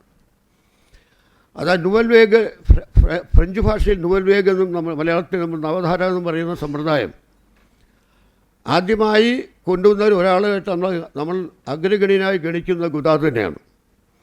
അപ്പോൾ ഗുദാർദിൻ്റെ നുവൽ വേഗ് അത് അദ്ദേഹം ഒരു ഷോക്ക് ട്രീറ്റ്മെൻറ്റ് കൊടുക്കുകയാണ് സിനിമയ്ക്ക് തന്നെ. സിനിമ എന്ന മാധ്യമത്തിന് തന്നെ 360 ഡിഗ്രിയിൽ ക്യാമറ കറക്കി ഒരു ഷോട്ട് എടുക്കുക, അങ്ങനെയുള്ള അത്ഭുതങ്ങൾ കാണിച്ചിട്ടുള്ള ആളാണ് ഗുദാർദ്. അപ്പോൾ മലയാള സിനിമയിൽ നമുക്ക് അതുപോലെ തന്നെ അതുവരെ നമ്മൾ കണ്ടിരുന്ന സിനിമകളിൽ നിന്ന് വ്യത്യസ്തമായൊരു വിഷ്വൽ ട്രീറ്റ്, അതായത് അതുവരെ നമ്മൾ കാണാത്ത ഒരു ദൃശ്യാനുഭവം തന്ന ആളാണ് അടൂർ ഗോപാലകൃഷ്ണൻ. അതാണ് അടൂരിൻ്റെ വേറെ ഒരുപാട് സംവിധായകരെ നമ്മൾ ഉന്നതന്മാരായിട്ട് മലയാള സിനിമയിൽ പറയുന്നുണ്ടെങ്കിലും അടൂർ തുല്യമായിട്ട് വേറെ ആളില്ല എന്ന് വിശ്വസിക്കുന്ന ആളാണ്. അദ്ദേഹം സുഹൃത്തായതുകൊണ്ട് പറയുന്നതല്ല, അടൂർ തന്നെയാണ് ഒന്നാമൻ. കാരണം അദ്ദേഹമാണ് അതുവരെ കാണാത്ത ഗോദാർദ് എങ്ങനെയാണോ ഫ്രഞ്ച് സിനിമയിൽ തൻ്റെ പുതിയ പാത കാണിച്ചു കൊടുത്തു, അതുപോലെ മലയാള സിനിമയ്ക്ക്, ഇന്ത്യൻ സിനിമയ്ക്ക് തന്നെ തീർച്ചയായിട്ടും സത്യത്തെ മൃണാൾസൻ, കട്ടക്ക് എല്ലാവരും ഉണ്ട്. അവരെല്ലാം കഴിഞ്ഞാൽ ഒരു കാഴ്ച നമുക്ക് കാട്ടിത്തന്ന ആളാണ്. അദ്ദേഹം ഒരു പടം എടുത്തു, മുഖാമുഖം എന്ന സിനിമയിലും കേശവദേവ് തൻ്റെ കൃതി ചെയ്തതുപോലെ കമ്മ്യൂണിസ്റ്റ് പാർട്ടിയെ കുറിച്ച് ചെറിയ വിമർശനം, വളരെ വളരെ എക്സ്പ്ലിസിറ്റ് അല്ല. അപ്പോൾ സ്വാഭാവികമായിട്ടും കമ്മ്യൂണിസ്റ്റുകാരത്തെ എതിർത്തു. എനിക്കതിന് പല ലേഖനങ്ങൾ വന്നു മുഖാമുഖത്തെ എതിർത്തുകൊണ്ട്. എന്തുകൊണ്ടാണ് കലാകാരൻ സാമൂഹിക പ്രശ്നങ്ങൾ പഠിക്കുകയും അതിൽ മാറ്റം വരുത്താൻ ആഗ്രഹിക്കുകയും ചെയ്യുന്നവനാണ് ഏത് കലാകാരൻ. അപ്പോൾ സാമൂഹിക പ്രശ്നങ്ങൾ കൈകാര്യം ചെയ്യണം. കേശവദേവ് ചെയ്തതുപോലെ സിനിമയിലും കമ്മ്യൂണിസ്റ്റ് പാർട്ടിയിൽ ഉണ്ടായിരിക്കുന്ന മാറ്റങ്ങൾ, ആ പ്രസ്ഥാനത്തിൽ ഉണ്ടായിരിക്കുന്ന മാറ്റത്തിൻ്റെ ഒരു ചെറിയ രൂപരേഖ മുഖാമുഖത്തിലുണ്ട്. എന്നാൽ അടൂർ ഗോപാലകൃഷ്ണൻ കമ്മ്യൂണിസ്റ്റ് വിരുദ്ധനല്ല. അതായത് കമ്മ്യൂണിസ്റ്റ് പാർട്ടി എതിർക്കാൻ വേണ്ടി അല്ല സിനിമ എടുത്തത്. അദ്ദേഹം സത്യസന്ധനായ കലാകാരനായതുകൊണ്ടാണ്. അപ്പോൾ അതുകൊണ്ട് പി കേശവദേവിൻ്റെ അദ്ദേഹം ഏറ്റവും പ്രാധാന്യം നൽകിയ മനുഷ്യത്വത്തിനാണ്. പി കേശവദേവിൻ്റെ ഏത് കൃതി നിങ്ങൾ വായിച്ചാലും മനുഷ്യത്വത്തിനാണ് അദ്ദേഹം പ്രാധാന്യം നൽകിയത്. ഓടയിൽ നിന്നാലും എടുത്താൽ മതി. ഓടയിൽ നിന്ന് ഒരു കുടുംബം, ഓടയിൽ നിന്ന് ഒരു പെണ്ണിനെ എടുത്ത്, ഒരു കുട്ടിയെ എടുത്ത് വളർത്തി ആ കുടുംബത്തെ അത്താണിയായി മാറി അവസാനം ഒന്നും ആവശ്യപ്പെടാതെ, തിരിച്ചൊന്നും ആവശ്യപ്പെടാതെ, പ്രതീക്ഷിക്കാതെ ഏകനായി നടന്നകലുന്ന പപ്പുവിനെയാണ് കേശവദേവ് കാണിക്കുന്നത്. ആ ചുമ അകന്നകന്നു പോകുന്നു, ചുമയുടെ ശബ്ദം, ക്ഷയരോഗിയായ പപ്പുവിൻ്റെ ചുമയുടെ ശബ്ദം അകന്നകന്നു പോകുന്നു. അങ്ങനെയാണ് ആ നോവൽ അവസാനിക്കുന്നത്. അപ്പോൾ മനുഷ്യത്വമായിരുന്നു അദ്ദേഹത്തിൻ്റെ വിഷയം. മനുഷ്യർക്ക് വേണ്ടി എഴുതി, മനുഷ്യനെ പറ്റി എഴുതി. എന്നാൽ അവസാന കാലത്ത് ചില കൃതികൾ, പങ്കിലാശ്വരുടെ പോലുള്ള കൃതികൾ അദ്ദേഹത്തെ കുറച്ച് മോശം അഭിപ്രായം അദ്ദേഹത്തിന് ഉണ്ടായിട്ടുണ്ട്. പക്ഷേ അതിന് അദ്ദേഹത്തിൻ്റെതായ വിശദീകരണങ്ങളുമുണ്ട്. എതിർപ്പ് എന്ന അദ്ദേഹത്തിൻ്റെ ആത്മകഥയാണ് ഏറ്റവും നമ്മളെല്ലാം വായിച്ചിരിക്കേണ്ട, എല്ലാവരും വായിച്ചിട്ടില്ലാത്ത വായിച്ചിരിക്കേണ്ട കൃതിയാണ് എതിർപ്പ്. എന്തുകൊണ്ട് എതിർക്കുന്നു ഞാൻ? ആരെ എതിർക്കുന്നു? എന്തിനെ എതിർക്കുന്നു? തൻ്റെ ജീവിതം മുഴുവൻ എതിർപ്പിൻ്റെ പ്രതീകമായിരുന്നു എന്നാണ് അദ്ദേഹം പറയുന്നത്, സ്ഥാപിച്ചിരിക്കുന്നത്. എതിർക്കാൻ ധൈര്യം വേണം, ആണത്വം വേണം. വല്ലാത്ത എതിർക്കാനൊക്കെ ഇല്ല, അഡ്മിനായിട്ട് നിൽക്കാനേ പറ്റുള്ളൂ. എതിർക്കാൻ ധൈര്യം വേണം, ചങ്കൂറ്റം വേണം. ആ ചങ്കൂറ്റം പി കേശവനുണ്ടായിരുന്നു.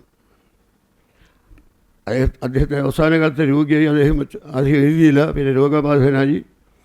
എന്നാലും അദ്ദേഹത്തെ ആ നല്ല പ്രായത്തിൽ എഴുതി വെച്ച അയൽക്കാരെന്ന് ഒറ്റ കൃതി മതി. കാരണം നമ്മുടെ കേരളത്തിലെ ഒരു കാലഘട്ടം, നമ്മുടെ കൂട്ടുകുടുംബ വ്യവസ്ഥ, അതിൻ്റെ തകർച്ച, നായർ സമുദായത്തിൻ്റെ തകർച്ച,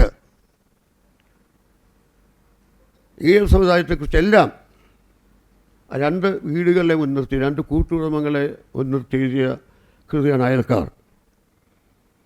അതിന് വളരെയധികം അന്തർധാരകളുണ്ട്. അത് നമ്മുടെ ആശയപരമായിട്ടുള്ള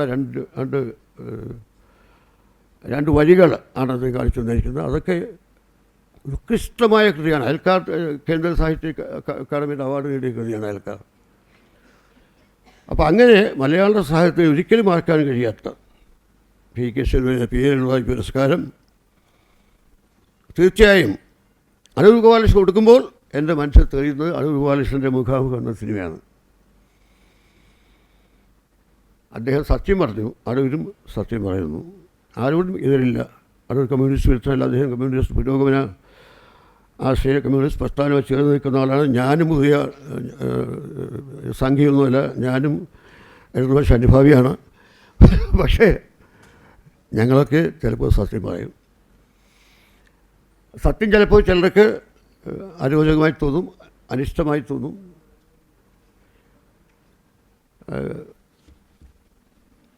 കുറേ കാലമായിട്ട് ഞാൻ അടൂർ ഗോപാലകൃഷ്ണൻ എനിക്കും ഞാൻ അടൂരിനും അങ്ങോട്ടും ഇങ്ങോട്ടും പുരസ്കാരങ്ങൾ കൊടുത്തുകൊണ്ടിരിക്കുകയാണ്. അതുപോലെ തന്നെ എൻ്റെ പ്രിയപ്പെട്ട അനുജൻ K. ജയകുമാറും എനിക്ക് ധാരാളം പുരസ്കാരങ്ങൾ തന്നുകൊണ്ടിരിക്കുകയാണ്. അതിന് കുമാരനാശാൻ്റെ പേരിലുള്ള ആശാൻ സ്മാരക കവിതയ്ക്കുള്ള പുരസ്കാരം എനിക്ക് ജയകുമാറാണ് തന്നത്. ഇതിനേക്കാൾ ജൂനിയർ ആയിട്ടുള്ള ജയകുമാറാണ് എനിക്ക് ആശാൻ സമ്മാനം തന്നത്. 2 ആഴ്ച മുമ്പ് എനിക്കൊരു സമ്മാനം തന്നു അദ്ദേഹം. അപ്പോൾ എന്തായാലും വളരെ സന്തോഷം ഈ പി കേശവൻ്റെ പേരുള്ള ഈ ഹാളിൽ വരാനും നിങ്ങളെല്ലാവരും കാണാനും അടൂർ ഗോപാലകൃഷ്ണന് ഈ സമ്മാനം നൽകാനും അവസരം ലഭിച്ചതിൽ ഞാൻ നന്ദി പറയുന്നു. എങ്ങനെയാണ് ശ്രീകുമാരൻ തമ്പി ജ്യോതിദേവൻ ലിസ്റ്റിലേക്ക് വന്നതെന്നുള്ളത് മാത്രം എനിക്ക് അത്ഭുതമായിട്ട് അവശേഷിക്കുന്നു. അപ്പോൾ സന്തോഷം, നന്ദി. വളരെ നിറഞ്ഞ ഹൃദയത്തോടെ ഈ സമ്മേളനം ഉദ്ഘാടനം ചെയ്ത് പ്രഖ്യാപിക്കുന്നു. ഒരിക്കൽ കൂടി ഈ പുരസ്കാരങ്ങൾ ലഭിച്ച രണ്ടുപേരെയും അഭിനന്ദിക്കുന്നു. പുരസ്കാര സമർപ്പണ ചടങ്ങാണ്. 20ാമത് പി കേശവദേവ് സാഹിത്യ പുരസ്കാരത്തിന് അർഹനായിരിക്കുന്നത് വിഖ്യാത ചലച്ചിത്രകാരൻ ശ്രീ അടൂർ ഗോപാലകൃഷ്ണനാണ്. പുരസ്കാരം നൽകുന്നതിനായി ശ്രീകുമാരൻ തമ്പി സാറിനെ ക്ഷണിക്കുന്നു. പുരസ്കാരം സ്വീകരിക്കുവാൻ അടൂർ ഗോപാലകൃഷ്ണൻ അവരെ ക്ഷണിക്കുന്നു.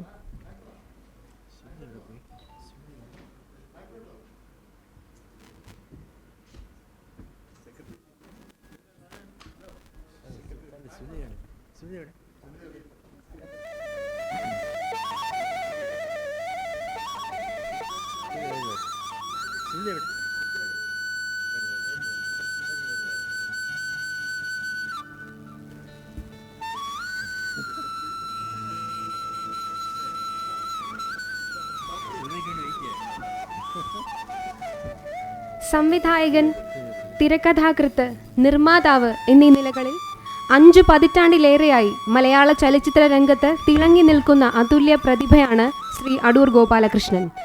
11 ഫീച്ചർ ഫിലിമുകളും 30ഓളം ഹ്രസ്വചിത്രങ്ങളും ഡോക്യുമെൻ്ററികളും അദ്ദേഹം തിരക്കഥ എഴുതി സംവിധാനം ചെയ്തിട്ടുണ്ട്. 1972 പുറത്തിറങ്ങിയ ആദ്യ ചിത്രമായ സ്വയംവരത്തിലൂടെ മലയാള ചലച്ചിത്ര രംഗത്ത് ഒരു പുതിയ തരംഗത്തിന് തുടക്കമിട്ടു. കൊടിയേറ്റം, എലിപ്പത്തായം, മുഖാമുഖം, മതിലുകൾ, അനന്തരം തുടങ്ങി അദ്ദേഹം തിരക്കഥ എഴുതി സംവിധാനം ചെയ്ത പ്രധാനപ്പെട്ട ചിത്രങ്ങളാണ്. സിനിമയുടെ ലോകം, സിനിമാനുഭവം, സിനിമ, സാഹിത്യം, ജീവിതം എന്നിവ അടൂർ രചിച്ച ഗ്രന്ഥങ്ങളാണ്. കേരളത്തിൽ സമാന്തര സിനിമയുടെ പൈതൃകവും അടൂരിന് അവകാശപ്പെട്ടതാണ്. കേരളത്തിലെ ആദ്യത്തെ സിനിമാ നിർമ്മാണ സഹകരണ സംഘമായ ചിത്രലേഖ അടൂർ മുൻകൈയെടുത്ത് രൂപീകരിച്ചതാണ്. ഇന്ത്യൻ സിനിമയിലെ അമൂല്യ സംഭാവനകൾ പരിഗണിച്ച് പത്മശ്രീ, പത്മവിഭൂഷൺ, ദാദാ സാഹിബ് ഫാൽക്കെ പുരസ്കാരം, JC ഡാനിയൽ പുരസ്കാരം തുടങ്ങി അനവധി അംഗീകാരങ്ങൾ നൽകി രാജ്യവും സംസ്ഥാനവും അദ്ദേഹത്തെ ആദരിച്ചു. ഏറ്റവും മൗലികവും ഭാവനാപൂർണവുമായ ചിത്രത്തിന് 1982 ബ്രിട്ടീഷ് ഫിലിം ഇൻസ്റ്റിറ്റ്യൂട്ടിൻ്റെ പുരസ്കാരം ലഭിച്ചു.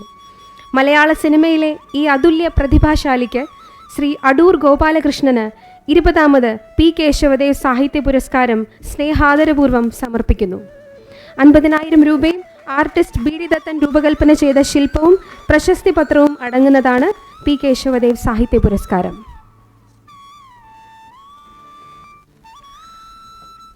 P. Keshavadev diab screen Kerala പുരസ്കാരത്തിന് അർഹനായിരിക്കുന്നത് പ്രശസ്ത മാനസിക ആരോഗ്യ വിദഗ്ധൻ ഡോക്ടർ CJ ജോൺ ആണ്. പുരസ്കാരം നൽകുവാനായി ശ്രീ K. ജയകുമാർ സാറിനെ ക്ഷണിക്കുന്നു. പുരസ്കാരം ഏറ്റുവാങ്ങാൻ ഡോക്ടർ CJ ജോൺ അവർകളെയും ക്ഷണിക്കുന്നു. കഴിഞ്ഞ 5 പതിറ്റാണ്ടുകളായി വിവിധ മാധ്യമങ്ങളിലൂടെ പൊതുജനങ്ങൾക്ക് മാനസിക ആരോഗ്യ വിദ്യാഭ്യാസം ഡോക്ടർ CJ ജോൺ നൽകി വരുന്നു. ക്ലിനിക്കൽ സൈക്യാട്രിയിൽ ഏറെ അനുഭവപാഠമുള്ള doctor CJ John Kochi medical trust ഹോസ്പിറ്റലിലെ സീനിയർ സൈക്യാട്രിസ്റ്റാണ്. മനസ്സിൻ്റെ കാണാക്കയങ്ങൾ, കുട്ടികൾ എന്താ ഇങ്ങനെ, കൗമാരം, കരുത്തോടെ കരുതലോടെ, ഉൾക്കാടുകൾ ഉലയുമ്പോൾ, സിനിമാ കാഴ്ചകൾ, മനഃശാസ്ത്ര കണ്ണിലൂടെ, മരുന്നും മന്ത്രവും, കുറേ മനഃശാസ്ത്ര തന്ത്രങ്ങളും, കിറുക്കും കിറുക്കില്ലായ്മയും, ജീവിത വിജയത്തിന് മനഃശാസ്ത്ര പാഠങ്ങൾ എന്നിങ്ങനെ 9 പുസ്തകങ്ങളും വിവിധ ജേർണലുകളിൽ നിരവധി ശാസ്ത്രലേഖനങ്ങളും പ്രസിദ്ധീകരിച്ചിട്ടുണ്ട്. ഒരു ദിനചര്യയ്ക്കപ്പുറം സ്വന്തം ഉത്തരവാദിത്തമായി ഏറ്റെടുത്ത് നടത്തിയ അദ്ദേഹത്തിൻ്റെ ഈ സേവനങ്ങളെ ഹൃദയപൂർവ്വം അംഗീകരിച്ചുകൊണ്ട് P. Keshavadev trust diab screen Kerala പുരസ്കാരം ഡോക്ടർ CJ ജോണിന് സമർപ്പിക്കുന്നു.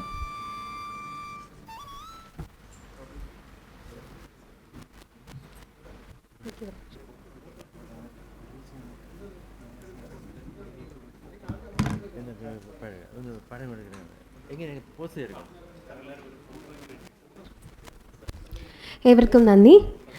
അടുത്തതായി മുഖ്യപ്രഭാഷണമാണ്. കവി, ഗാനരചയിതാവ്, വിവർത്തകൻ, ചിത്രകാരൻ, തിരക്കഥാകൃത്ത് എന്നീ നിലകളിൽ അറിയപ്പെടുന്ന പ്രശസ്ത IAS ഉദ്യോഗസ്ഥനാണ് ശ്രീ K. ജയകുമാർ.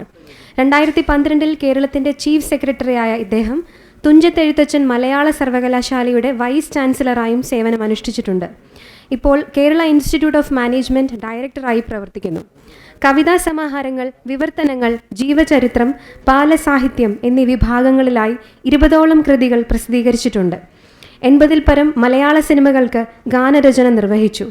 ഒരു ചിത്രകാരൻ കൂടിയായ ഇദ്ദേഹം ഇന്ത്യയുടെ വിവിധ ഭാഗങ്ങളിൽ ചിത്രപ്രദർശനങ്ങൾ നടത്തിയിട്ടുണ്ട്. 20ാം P. കേശവദേവ് അനുസ്മരണ വേദിയിൽ മുഖ്യപ്രഭാഷണത്തിനായി ശ്രീ K. ജയകുമാർ അവർകളെ ഹാർദവമായി സ്വാഗതം ചെയ്യുന്നു. വേദിയിലും സദസ്സിലും ഉള്ള ഏറെ വിശിഷ്ടരായിട്ടുള്ള വ്യക്തികളെ എല്ലാവർക്കും ഹാർദമായ നമസ്കാരം. എൻ്റെ പിൻബലത്തിൽ ഇവിടെ വന്നതെന്ന് ദീർഘമായി സംസാരിക്കാനൊന്നും ഞാൻ മുതിരുന്നില്ല. ആദ്യമായി ഏറ്റവും ഉചിതമായ കരങ്ങളിൽ P. കേശവദേവൻ്റെ പേരിലുള്ള ഈ 2 പുരസ്കാരങ്ങൾ കൊടുക്കാൻ സാധിച്ച ഈ സംഘടന, ഈ ട്രസ്റ്റിനെ ഞാൻ ഏറ്റവും ഹാർദമായിട്ട് അഭിനന്ദിക്കുകയാണ്. ഡോക്ടർ ജ്യോതിദേവ് പറഞ്ഞതുപോലെ വളരെ ചിട്ടയായി ഈ തിരഞ്ഞെടുപ്പ് നടത്തുന്നു എന്നുള്ളത് ഈ 2 പേർക്ക് അവാർഡ് കിട്ടിയത് കൊണ്ട് തന്നെ നമുക്ക് വ്യക്തമാണ്. കാരണം അവാർഡിന് വേണ്ടി ആരെക്കൊണ്ടെങ്കിലും പറയിക്കുക തുടങ്ങിയ കലാപരിപാടികളിലൊന്നും ഇടപെടാത്ത 2 പേരാണ് ഇവർ. പിന്നെ അടൂരിനെ പറ്റി പറയേണ്ട കാര്യമില്ല. കാരണം ഇനി അദ്ദേഹത്തിന് കൊടുക്കാൻ പുതിയ അവാർഡുകൾ കണ്ടുപിടിച്ചെങ്കിലേ കൊടുക്കാനുള്ളൂ. ഭാരതരത്ന മാത്രമേ ബാക്കിയുള്ളൂ. എന്നാലും ഞങ്ങളിങ്ങനെ ചെറിയ അവാർഡുകൾ കണ്ടുപിടിച്ച് കൊടുക്കൊണ്ടിരിക്കുന്നുണ്ട്. അതൊരു സന്തോഷമാണ് അദ്ദേഹത്തിന് അവാർഡ് കൊടുക്കാൻ സാധിക്കുന്നത്. അപ്പോൾ ഈ അവാർഡിൻ്റെ ഔചിത്യത്തെപ്പറ്റി പ്രത്യേകിച്ച് പറയേണ്ട കാര്യമില്ല. 20 വർഷമായി ഇത് വളരെ ഭംഗിയായിട്ട് 20 വർഷമായി ഇത് ഭംഗിയായിട്ട് നടക്കുന്നു. ഇത് എത്രത്തോളം ഭംഗിയായിട്ട് നടക്കുന്നു എന്നുള്ളതിൻ്റെ ഒരു ലക്ഷണം ശിവകുമാരൻ തമ്പിക്ക് പരാതിയുണ്ട് എന്നുള്ളത്, ഇതുവരെ വിളിച്ചില്ല എന്നുള്ളത്. അപ്പോൾ ഏറ്റവും ഭംഗിയായിട്ട് നടക്കുന്നതുകൊണ്ടല്ലേ എന്നെ വിളിക്കേണ്ടതായിരുന്നു എന്നൊരു തോന്നലുണ്ട്. അപ്പോൾ അത് തന്നെ ഒരു സർട്ടിഫിക്കറ്റാണ് കേട്ടോ, സർട്ടിഫിക്കറ്റാണ്. കൂടുതലൊന്നും ഇവിടെ പറയുന്നില്ല. ഡോക്ടർ CJ ജോണിന് അവാർഡ് കൊടുക്കാൻ എനിക്ക് സാധിച്ചു എന്നുള്ളത് എൻ്റെ ഒരു സൗഭാഗ്യമാണ്. ജോൺ ഇവിടെ മെഡിക്കൽ കോളേജിൽ വിദ്യാർത്ഥിയായിട്ട് വരുന്ന കാലം മുതൽ എനിക്കറിയാം. അതിനു മുമ്പ് സാറ് തൃക്കാക്കരയിൽ നിന്ന് പഠിപ്പിച്ചിട്ട് വിട്ടതാണ്. അത് ജോൺ ഇവിടെ പഠിക്കാനാണ്, MBBS പഠിക്കാനാണ് വന്നതെങ്കിലും ഞാനും അദ്ദേഹവുമായിട്ടുള്ള ബന്ധം ഒരു നാടകം അഭിനയിച്ചുകൊണ്ടാണ്. പൂക്കൾ പറിക്കരുത് എന്നാണ് നാടകത്തിൽ, എനിക്കിപ്പോഴും ഓർമ്മയുണ്ട്, 72 73. അപ്പോൾ അന്നേ ഈ കലാരംഗത്ത് നാടകരംഗത്ത് ഒക്കെ തന്നെ ജോണിൻ്റെ കണ്ണുണ്ട്. എന്നിട്ട് ജോൺ MBBS എല്ലാം കഴിഞ്ഞു, ഉന്നത പഠനം എല്ലാം കഴിഞ്ഞിട്ട് മാനസികാരോഗ്യ രംഗത്താണ് അദ്ദേഹം പ്രവർത്തിക്കുന്നത്. അല്ലാതെ വേറെ ഏതെങ്കിലും ഒരു സ്പെഷ്യലൈസേഷനിൽ പോയി അങ്ങനെ ഒരുപാട് ധനാഗമന മാർഗ്ഗങ്ങൾ കണ്ടെത്താമെന്നും ജോൺ വിചാരിച്ചില്ല. ഞാൻ അടൂർ ഗോപാലകൃഷ്ണനെ പറ്റി പറയാനില്ലാത്തതുകൊണ്ടല്ല, എല്ലാവർക്കും അറിയാമെന്നുള്ളത് കൊണ്ടാണ്. ജോണിനെ അത്രത്തോളം നിങ്ങൾക്ക് അറിഞ്ഞുകൂടെങ്കിലോ എന്ന് വിചാരിച്ചിട്ടാണ് ഞാൻ ഈ പറയുന്നത്. ജോണ് മാനസികാരോഗ്യ രംഗത്ത് പ്രവർത്തിക്കുന്നു എന്ന് മാത്രമല്ല, അത് തൻ്റെ ഒരു ജീവിത നിയോഗമായി ഏറ്റെടുത്തിരിക്കുകയാണ്. ഒരർത്ഥത്തിൽ അത് വളരെ ശരിയുമല്ലേ? നിങ്ങൾക്ക് എന്തെല്ലാം ഉണ്ടെങ്കിലും, ഇഷ്ടംപോലെ സമ്പത്തുണ്ടായിരിക്കാം, മറ്റെല്ലാ സൗഭാഗ്യങ്ങളും ഉണ്ടായിരിക്കാം, മനസ്സിൻ്റെ ആരോഗ്യം മാത്രം ശരിയല്ല എന്ന് പറഞ്ഞാൽ പിന്നെ എന്തുണ്ടായിട്ട് എന്ത് കാര്യം എന്നുള്ളത് തിരിച്ചറിഞ്ഞൊരു വ്യക്തിയാണ് ജോൺ. നമ്മുടെ സമൂഹത്തിലാണെങ്കിൽ സമ്പത്ത് കൂടുന്തോറും, സ്ഥാനമാനങ്ങൾ കൂടുന്തോറും, പിന്നെ സുഖസൗകര്യങ്ങൾ കൂടുന്തോറും, ടെക്നോളജി കൂടുന്തോറും കുറഞ്ഞുകൊണ്ടേ വരുന്നത് മനസ്സിൻ്റെ ആരോഗ്യമാണ്. അതുകൊണ്ട് മാനസികാരോഗ്യ രംഗത്ത് ഏറ്റവും ഉത്തരവാദിത്വത്തോടു കൂടി പ്രവർത്തിക്കുന്ന ഒരു വ്യക്തിയാണ് ശ്രീ CJ ജോൺ. ഞാൻ കൊച്ചിയിൽ വെച്ചൊരു ട്രെയിനിങ് പ്രോഗ്രാം നടത്തിയപ്പോൾ ഞാൻ പ്രത്യേകമായിട്ട് വിളിച്ചു, ഞങ്ങളുടെ അധ്യാപകർക്കും വേണം മാനസികാരോഗ്യം. കാരണം എല്ലാവർക്കും സ്ട്രെസ്സാണ്.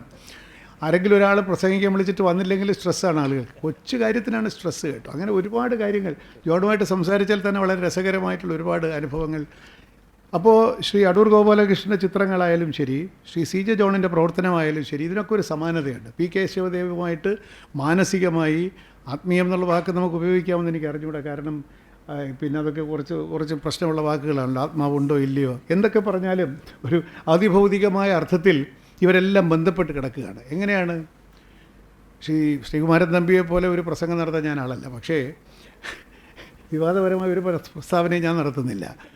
പക്ഷേ മനുഷ്യ സ്നേഹമാണ് ഇവരെല്ലാവരെയും കൂട്ടിയിണക്കുന്നത്. ശ്രീ അടൂർ ഗോപാലകൃഷ്ണൻ എന്തിനാണ് സിനിമ എടുക്കുന്നത്? അദ്ദേഹത്തിന് പ്രശസ്തിക്കോ പണത്തിനോ വേണമെങ്കിൽ വേറെ എന്തെല്ലാം ചെയ്യാനൊക്കെ അദ്ദേഹത്തിന് പ്രാപ്തിയുണ്ട്. പക്ഷേ ഞാൻ കണ്ട ഈ ജീവിതത്തിൻ്റെ സങ്കടങ്ങളെ, മനുഷ്യജീവിതത്തിൻ്റെ ദുഃഖങ്ങളെ, മനുഷ്യജീവിതത്തിൻ്റെ സന്ത്രാസങ്ങളെ, സംഘട്ടനങ്ങളെയൊക്കെ എൻ്റേതായിട്ടുള്ള കാഴ്ചപ്പാടിൽ അവതരിപ്പിക്കണം. ഈ മനുഷ്യരോടുള്ള എൻ്റെ അനുഭാവം, എൻ്റെ അനുതാപം ഇതെനിക്ക് ആവിഷ്കരിക്കണം. അത് ഏത് സ്കെയിലിലാണെന്നുള്ള അദ്ദേഹത്തിൻ്റെ എസ്തെറ്റിക്സ് അനുസരിച്ച് അദ്ദേഹം അതിൻ്റെ സ്കെയിലും പേസും തീരുമാനിക്കുന്നു എന്ന് മാത്രം. അത് ഏറ്റവും മികച്ച രീതിയിൽ ആവിഷ്കരിക്കുമ്പോൾ അദ്ദേഹത്തിൻ്റേതായിട്ടുള്ള രീതിയിൽ ഒരു പുതിയ സിനിമയ്ക്ക് രൂപം കൊടുക്കുകയും ഇന്ത്യയിലെ തന്നെ ഏറ്റവും വലിയ ചലച്ചിത്രകാരനായി മാറുകയും ചെയ്തത്.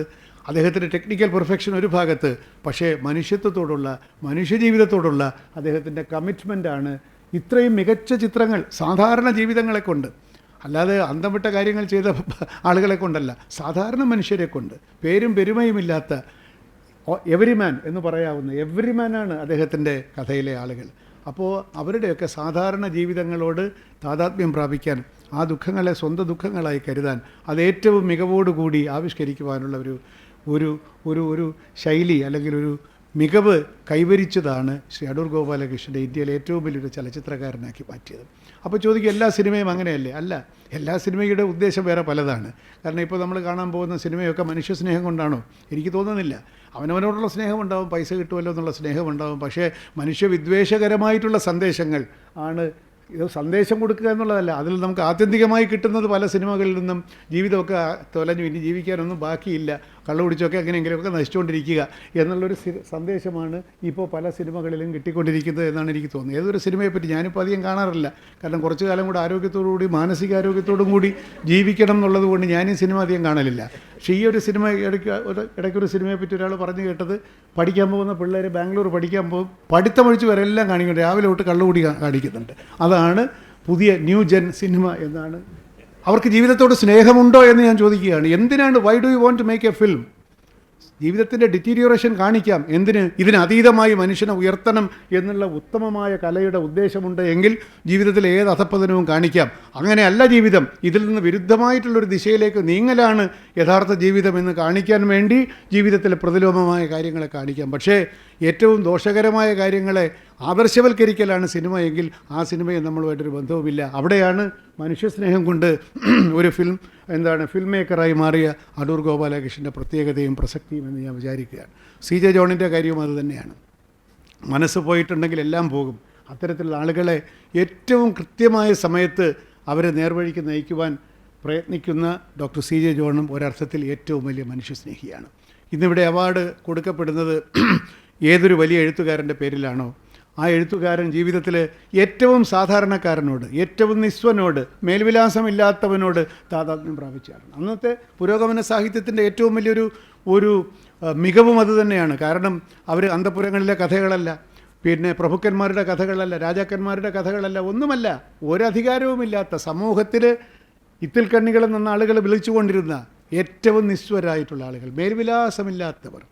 തോട്ടിയുടെ മകൻ, വേശ്യയുടെ കഥ, മുച്ചീട്ടുകളിക്കാരൻ്റെ മകൻ തുടങ്ങി ഒരു സാധാരണ മാനദണ്ഡങ്ങൾ കൊണ്ട് നോക്കിയാൽ സാമൂഹ്യ വിരുദ്ധൻ എന്നത്തെ സമൂഹം പറഞ്ഞുകൊണ്ടിരുന്ന ആളുകളുടെ കഥയിലും അവരുടെ കണ്ണീരിനും നനവുണ്ട് എന്ന് പറഞ്ഞതാണ് തകഴിയുടെയും ദേവിൻ്റെയും മിടുക്ക്. പിന്നെ നാശിമുത്തു എന്താണ് തോട്ടിയുടെ ആഗ്രഹം എന്താണ്? എൻ്റെ മകൻ ഈ പണി ചെയ്യരുത്. അവന് മോഹനൻ എന്നാണ് പേര്, ആ പേരിൽ പോലുമുണ്ട്.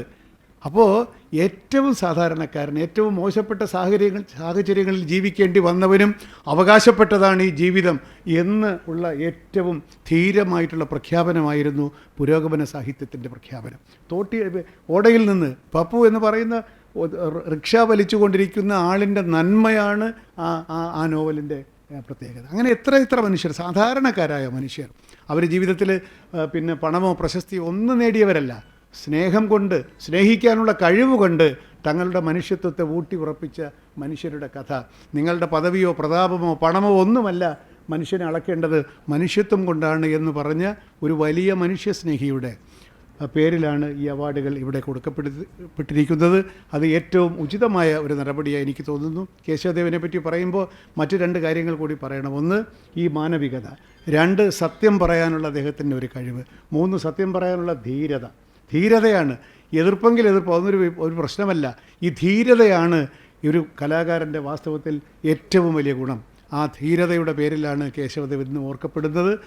ആ ധീരത നമ്മുടെ സാഹിത്യരംഗത്ത് തിരിച്ചു വരേണ്ട സമയമായി, സിനിമയിലും തിരിച്ചു വരേണ്ട സമയമായി എന്ന മധുരമായ ഒരു ഓർമ്മപ്പെടുത്തൽ കൂടിയാണ് കേശവദേവൻ്റെ പേരിലുള്ള അവാർഡുകൾ കൊടുക്കുമ്പോൾ നമ്മൾ ചെയ്യേണ്ടത്. നമ്മുടെ സാഹിത്യരംഗത്ത് തന്നെ ഇന്ന് ഇത്രത്തോളം ധീരമായി കാര്യങ്ങൾ പറയാൻ ഇവിടെ എഴുത്തുകാരുണ്ടോ എന്ന് ഞാൻ സംശയിക്കുകയാണ്. കാരണം മാർക്കറ്റിൻ്റെ ട്രെൻഡ് അനുസരിച്ച് നോവൽ എഴുതുക എന്നുള്ളതാണ് ഇന്നത്തെ രീതി. എത്ര പേജ് വേണം, എന്തൊക്കെ വേണം, അതിനകത്ത് എല്ലാ ചേരുവകളും ചേർത്ത് DC ഇവിടെ ഇരിക്കുന്നുണ്ട്. അതങ്ങനെയുള്ള നോവലുകൾ ഒരു 10-25 എഡിഷനൊക്കെ ആവാനൊരു വിഷമമില്ല, ഇല്ല. അതുകൊണ്ട് അത്തരത്തിലുള്ള ധീരതയുള്ള എഴുത്തുകാരെ മലയാള സാഹിത്യം കാത്തിരിക്കുന്നു എന്നാണ് എനിക്ക് തോന്നുന്നത്.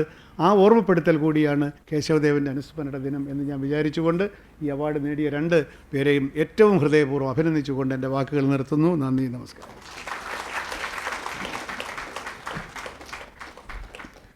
നന്ദി സർ. അടുത്തതായി 20ാമത് P. കേശവദേവ് സാഹിത്യ പുരസ്കാര ജേതാവ് ശ്രീ അടൂർ ഗോപാലകൃഷ്ണൻ അവരുടെ മറുപടി പ്രസംഗത്തിനായി വിനയപൂർവ്വം ക്ഷണിക്കുന്നു. യോഗത്തിൻ്റെ അധ്യക്ഷ കൂടിയായ Shrimati Seethalakshmi Dev, Shri Jyothirdev Kesavadev, doctor George Onakkur, Shri Sreekumaran Thampi, Shri K. Jayakumar IAS, Shri M. K. Muneer, Shri G. Shankar, doctor CJ John, എൻ്റെ മുമ്പിലിരിക്കുന്ന ശ്രീ രവി DC, ശ്രീ TP ശ്രീനിവാസൻ, മറ്റ് അഭിവന്ദ്യരെ, പ്രിയപ്പെട്ടവരെ,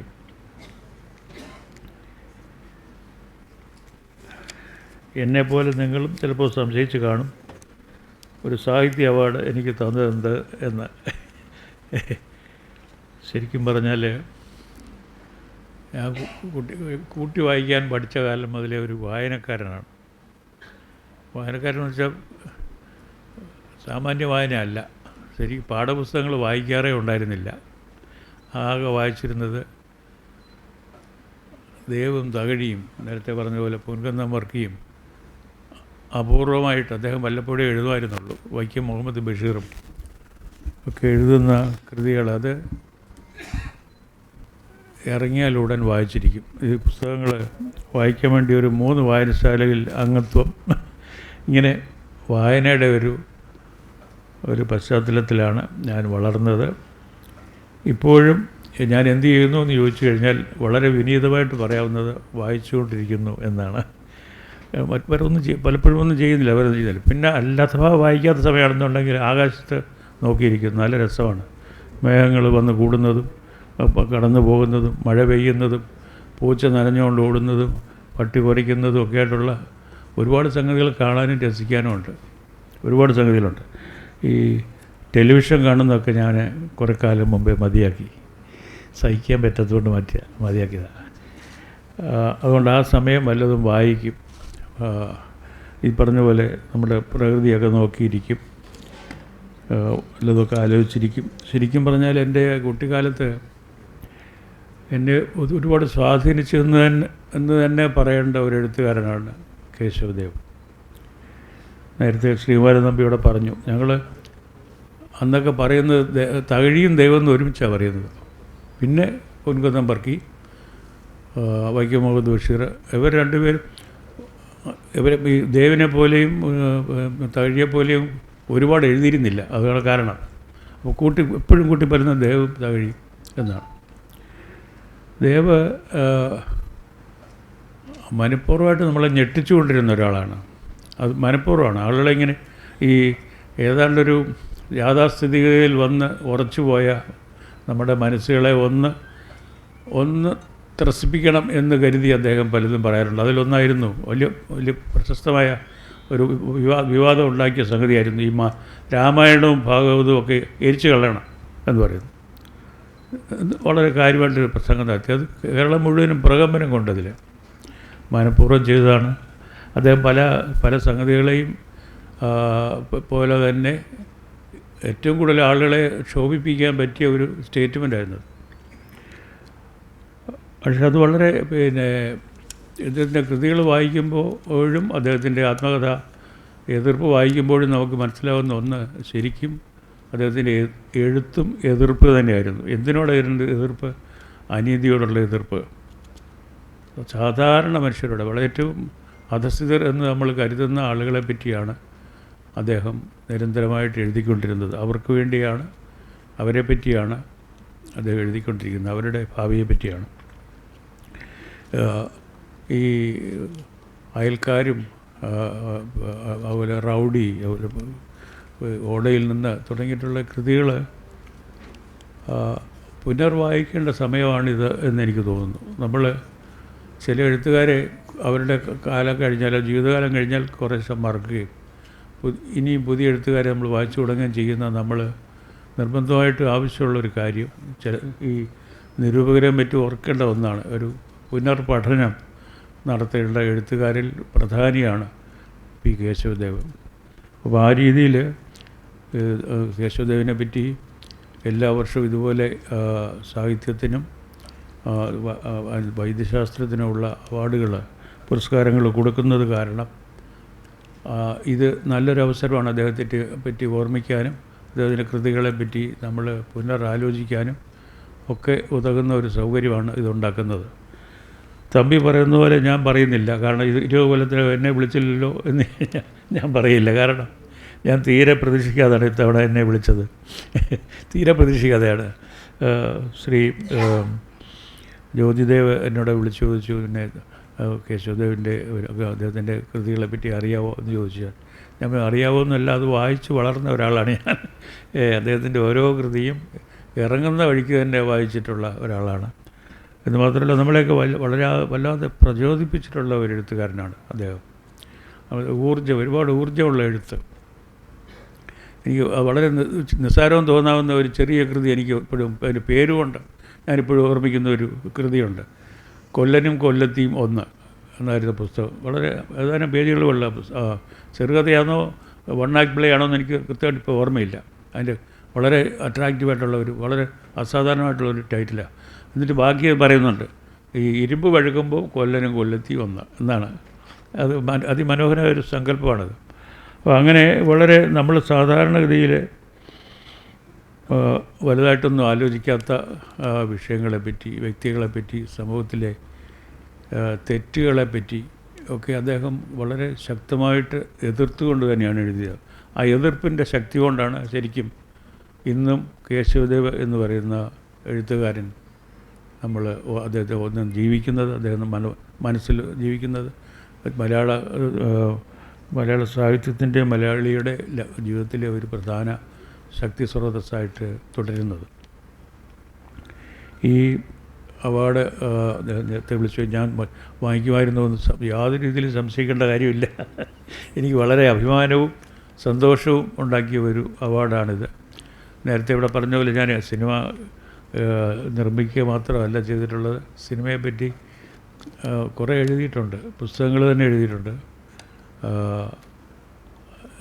രവി DC ആണ് എൻ്റെ മിക്കവാറുള്ള പുസ്തകങ്ങൾ പബ്ലിഷ് ചെയ്തിട്ടുള്ളത്.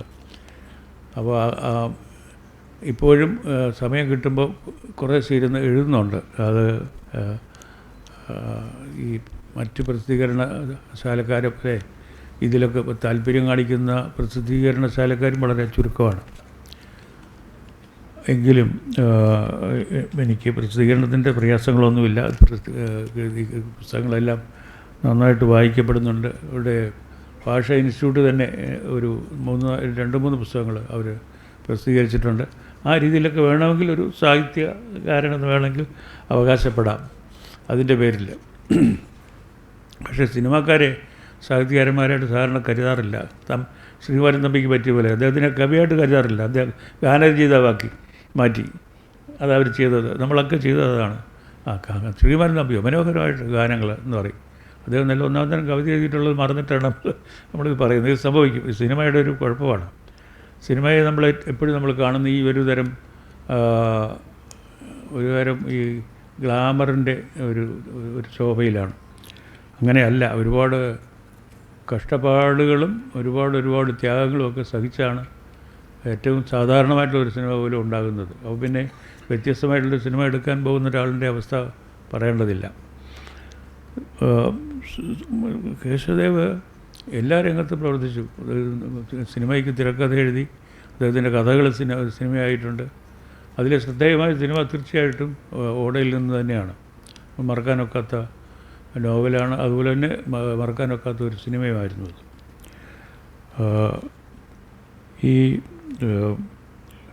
ഞാൻ ഈ ശ്രീ ജ്യോതിദേവിനും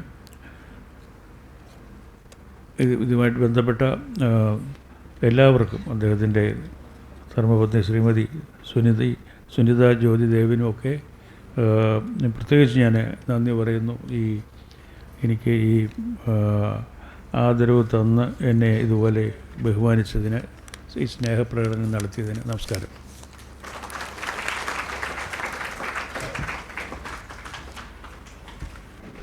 പി കേശവദേവ് ഡൈപ്പ് സ്ക്രീൻ കേരള പുരസ്കാര ജേതാവ് ഡോക്ടർ CJ ജോണിനെ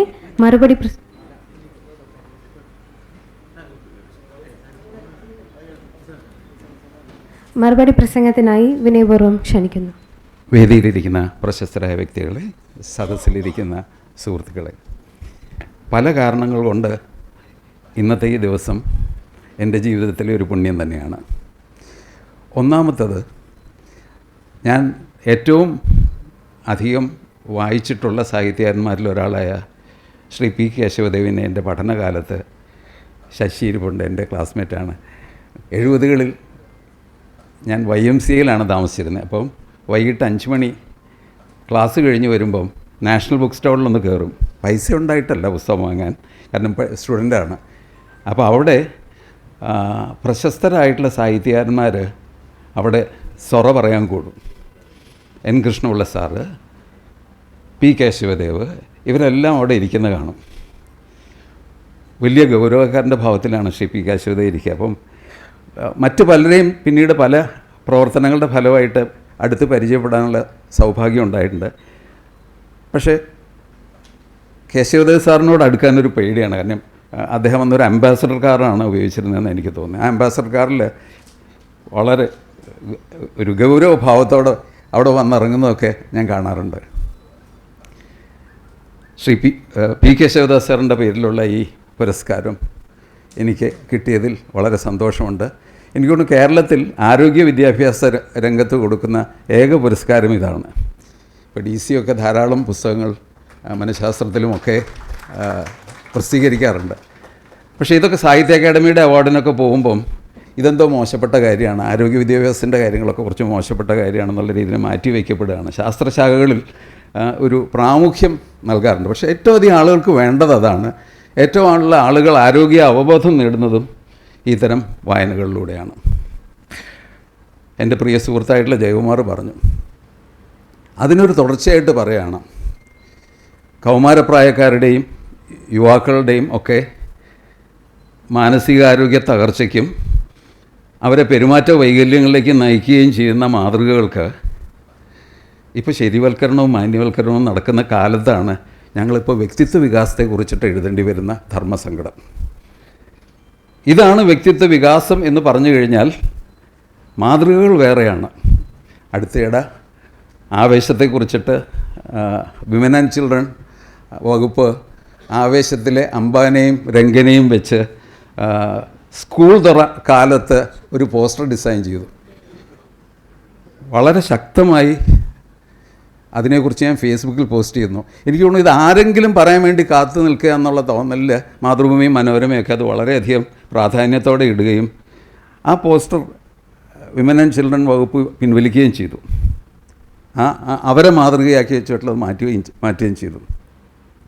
നമ്മൾ എന്ത് ഇതിനെക്കുറിച്ചൊക്കെ ഗൗരവമായിട്ട് ആലോചിക്കാത്തത്? നമ്മൾ ഈ കാണുന്ന കാഴ്ചകൾ നമ്മുടെ ഇളം മനസ്സുകളെയും ഒക്കെ എങ്ങനെ സ്വാധീനിക്കും, അവരുടെ പെരുമാറ്റത്തിനെ എങ്ങനെയെല്ലാം വിഷലിപ്തമാക്കും എന്നുള്ളതിനെക്കുറിച്ച് എന്തുകൊണ്ടാണ് നമ്മൾ ഗൗരവമായിട്ട് ചിന്തിക്കാത്തത്? എന്തുകൊണ്ടാണ് മാതാപിതാക്കൾ ഈ കുട്ടികളെയും കൂട്ടിപ്പോയിട്ട് ഇത്തരം തെറ്റായ മാതൃകകൾക്ക് കൈയടിക്കുന്നത്?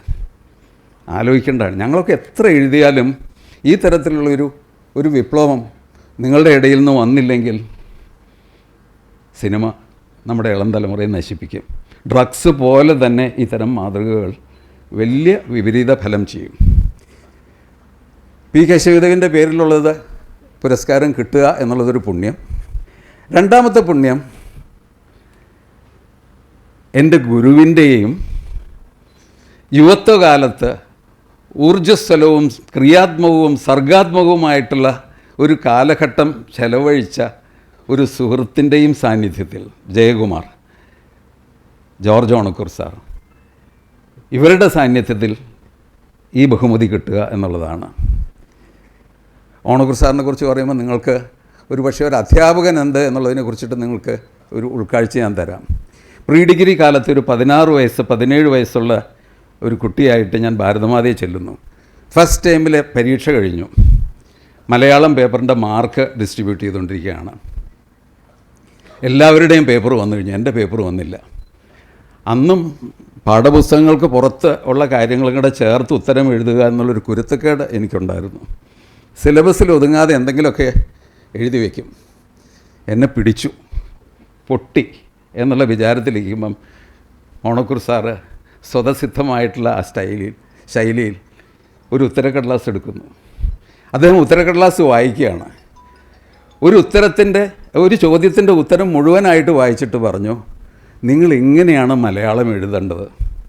ആ ഒരൊറ്റ വാക്കിൻ്റെ ഊർജം ഇന്നും എൻ്റെ മനസ്സിൽ കെടാതെ കൊണ്ട് നടക്കുന്നതുകൊണ്ടാണ് എൻ്റെ എഴുത്ത് ഈ പ്രായത്തിൽ ഞാൻ പരിഷ്കരിച്ചുകൊണ്ടിരിക്കുന്നത്. അതാണ് ഗുരുനാഥൻ. ഇത്തരം അധ്യാപകർ നമുക്കിപ്പോൾ ഉണ്ടോ? ഇതുപോലെ പ്രോത്സാഹിപ്പിക്കുന്ന അധ്യാപകർ നമുക്കുണ്ടോ? ഈ ചോദ്യം കൂടി നിങ്ങളുടെ മുമ്പിലേക്ക് എറിയുന്നു. ജയകുമാർ മാരിമാനസി പഠിക്കുകയാണ്. ഞാനൊക്കെ ഇൻറ്റേൺഷിപ്പ് ചെയ്യുന്ന കാലത്ത് ഗൈനക്കോളജി പോസ്റ്റിങ്ങിൽ ഓർക്കുണ്ടാവും. ജയകുമാറും ബാബു പിന്നെ സിവിൽ സർവീസിൽ റവന്യൂ സർവീസിലേക്ക് കയറി വന്നിട്ട് ജയകുമാർ എൻ്റെ അടുത്ത് പറയുന്നത്, ജോണേ പ്രീ ഡിഗ്രി കഴിഞ്ഞപ്പോൾ ഞാൻ ഇവിടെ കയറണമെന്ന് വിചാരിച്ചു, നടന്നില്ല. ഞാനിപ്പോൾ BSc ചെയ്തുകൊണ്ടിരിക്കുകയാണ്, ഞാനും വരും ഇവിടെ എന്ന് പറഞ്ഞ ജയകുമാറാണ് IAS പാസ്സായത്, കേരള കേഡറിൽ വന്നത്. ജയനും ഞാനും ബാബു എല്ലാം ചേർന്ന് ക്രിയാത്മകമായിട്ട് എന്തെല്ലാം തിരുവനന്തപുരം നഗരത്തിൽ ചെയ്തിട്ടുണ്ടെന്ന് ഉള്ളതിന് ഒരു കണക്കില്ല. ജയൻ IAS ആവുമെന്ന് ഞാൻ വിചാരിച്ചിട്ടില്ല. ജയൻ കവിത എഴുതും, ബാബു അതിന് ചിത്രം വരയ്ക്കും. ഞങ്ങളെല്ലാവരും കൂടെ പോസ്റ്റർ കവിത എന്ന് പറഞ്ഞൊരു സംഭവം യൂണിവേഴ്സിറ്റി യൂണിയൻ ഹാളിൽ ആവിഷ്കരിച്ചിട്ടുണ്ട് വിദ്യാഭ്യാസ കാലത്ത്. അന്ന് ഉണ്ടായിട്ടുള്ള കൂട്ടുകാരായിട്ടുള്ള ആളുകളുണ്ട്. മെഡിക്കൽ കോളേജിൽ മാത്രം ഒതുങ്ങുന്ന കൂട്ടുകെട്ടല്ല. അന്നത്തെ യുവത്വം എന്ന് പറഞ്ഞു കഴിഞ്ഞാൽ അത് സജീവവും സർഗാത്മകവുമായിട്ടുള്ള യുവത്വമാണ്. എല്ലാ ക്യാമ്പസുകളിലും സർഗാത്മകത തുളുമ്പി നിന്നിരുന്നൊരു കാലമാണ്. അടിപിടി മാത്രമല്ല, അത്യാവശ്യം അടിയൊക്കെ പിടിക്കും. ക്രിയാത്മകത, സർഗാത്മകത അത് തുളുമ്പി നിന്നിരുന്നിട്ടുള്ള ക്യാമ്പസുകളാണ്. അതെവിടെ പോയി? നിങ്ങൾ ചോദിക്കേണ്ട കാര്യം അത് എവിടെ പോയി? അന്ന് കിട്ടിയ കൂട്ടുകെട്ടാണ് സുരേഷ് ബാബു. അദ്ദേഹം വിഴിഞ്ഞം പ്രോജക്റ്റിൻ്റെ മാനേജിങ് ഡയറക്ടറായിട്ട് റിട്ടയർ ചെയ്തതാണ്. അന്ന് അദ്ദേഹം എഞ്ചിനീയറിംഗ് കോളേജിൽ പഠിക്കുകയാണ്. ജയശങ്കർ കേരളകൗമുദിയിൽ നിന്ന് റിട്ടയർ ചെയ്തിട്ടുള്ള ആളാണ്. ശശി വന്നിട്ടുണ്ടോയെന്നറിയില്ല. അടൂർ സാറിൻ്റെ അസോസിയേറ്റ് ക്യാമറാമാനായിട്ട് MR ശശിധരൻ. ഞങ്ങൾ 4 സംഘം കൂടിയിട്ട് ഒരു ഘട്ടത്തിലെത്തിക്കഴിഞ്ഞപ്പോൾ എന്തെങ്കിലുമൊക്കെ ചെയ്യണം എന്ന് പറഞ്ഞിട്ട് ഞങ്ങൾ 4 ആളും കൂടി ദൂരദർശന് ഒരു സ്ക്രിപ്റ്റ് കൊടുത്തു. ഞങ്ങൾക്ക് എല്ലാവർക്കും, ജയനൊഴികെ, ജയൻ വിവാഹത്തിനല്ല, ഞങ്ങൾക്ക് എല്ലാവർക്കും പ്രീ പ്രൈമറി ക്ലാസ്സുകളിൽ പോകുന്ന കുട്ടികളുണ്ടായിരുന്നു. എത്ര മോശമായിട്ടാണ് നമ്മുടെ നഴ്സറികൾ നടക്കുന്നത്. ശൈശവത്തിനെ അല്ലെങ്കിൽ കുട്ടിത്തത്തിനെ കവർന്നെടുക്കുന്ന കേജുകളാണ് ഇവിടെ നടക്കുന്നത് എന്നുള്ള ഉള്ളു പൊള്ളിയതുകൊണ്ട് ഞങ്ങളൊരു സ്ക്രിപ്റ്റ് അങ്ങ് ഉണ്ടാക്കി ദൂരദർശന് സബ്മിറ്റ് ചെയ്തു. ഡൽഹിയിൽ നിന്ന് അതിന് അംഗീകാരം കിട്ടി. 60,000 രൂപ അന്നത്തെ കാലത്ത് 89 മറ്റാണ് അത് പിക്ചറൈസ് ചെയ്ത് ഞങ്ങൾ. ശശിയാണ് അന്നത് ഡയറക്റ്റ് ചെയ്തത്. ഈ തരത്തിലുള്ള രോഷമൊക്കെ നമ്മുടെ ചെറുപ്പക്കാരുടെ ഉള്ളിൽ എന്തുകൊണ്ടുണ്ടാവുന്നില്ല? ഞങ്ങളെപ്പോലുള്ള കുറേ ആളുകൾ മാനസികാരോഗ്യ അവബോധം അല്ലെങ്കിൽ ആർട്ടിക്കിൾസ് എഴുതിയിട്ടൊന്നും കാര്യമില്ല. വല്ലാതെ മാറ്റേണ്ട ഒരുപാട് കാര്യങ്ങൾ കുടുംബങ്ങളിലുണ്ട്, ഇന്നത്തെ സാംസ്കാരിക നായകന്മാരിലുണ്ട്. ഇതെല്ലാം ചെയ്താൽ മാത്രമേ മുന്നോട്ട് പോവുള്ളൂ. അടൂർ സാറിൻ്റെ ഒപ്പം ഈ അവാർഡ് വാങ്ങുക എന്ന് പറയുന്നത് ഒരു പുണ്യമാണ്. അത് മറ്റൊരു പുണ്യം. അടൂർ സാറിന് ഓർമ്മയൊന്നും ഉണ്ടാവില്ല. സ്വയംവരം 3 പ്രാവശ്യം ഞങ്ങൾ കണ്ടിട്ടുണ്ട്. ഞങ്ങളുടെ ഫിലിം ക്ലബിന് വേണ്ടിയിട്ട് അടൂർ സാറ് താമസിക്കുന്ന വീട്ടിൽ വാടകയ്ക്ക് താമസിക്കുകയാണെന്ന്. അന്ന് അദ്ദേഹത്തിൻ്റെ ഭാര്യ മാത്രമേ ഉള്ളൂ, കുഞ്ഞുങ്ങളായിട്ടില്ല. 70കളിലാണ്. ക്ഷണിക്കാൻ പോയിട്ടുണ്ട്. അതിനുശേഷം അടൂർ സാറിനെ ഞാൻ നിരീക്ഷിച്ചിട്ടുണ്ട്. അടൂർ സാറ് ചലച്ചിത്രകാരനായിരുന്നുവെങ്കിൽ പോലും പച്ചക്കറി വാങ്ങുമ്പോൾ വില പേശിയാണ് വാങ്ങുള്ളൂ. തിരുവനന്തപുരം മെഡിക്കൽ കോളേജിൽ അവിടെയുള്ള പച്ചക്കറി കട, ശരിയല്ലേ സാറേ, കാറ് വന്നിട്ട് കാർ അവിടെ നിർത്തും. ഞങ്ങൾ മിക്കവാറും ക്ലിനിക്കൽ പോസ്റ്റിങ്ങൊക്കെ കഴിഞ്ഞ ശേഷം ഇറങ്ങി വരുമ്പം വിഖ്യാതനായുള്ള അന്ന് തന്നെ സ്വയംവരത്തിന് എത്രയോ അവാർഡുകൾ കിട്ടിയിട്ടുണ്ട്. അതാണ് ജീവിതം. നമ്മുടെ കുട്ടികളെ പഠിപ്പിക്കേണ്ട ജീവിതം അതാണ്. ഞങ്ങളൊക്കെ എത്ര എഴുതിയിട്ടും കാര്യമില്ല. നിങ്ങളുടെ കുട്ടികളെ മാർക്കറ്റിൽ പച്ചക്കറി മേടിക്കാൻ വിടണം, വില ചോദിക്കാൻ വിടണം, അതിൻ്റെ ഗുണനിലവാരത്തെക്കുറിച്ച് അറിയാൻ പഠിക്കണം. അടൂർ സാർ അത് ചെയ്യുന്ന കണ്ടിട്ടുണ്ട്. അടൂർ സാറ് മറന്നിട്ടുണ്ടാവും ചിലപ്പം.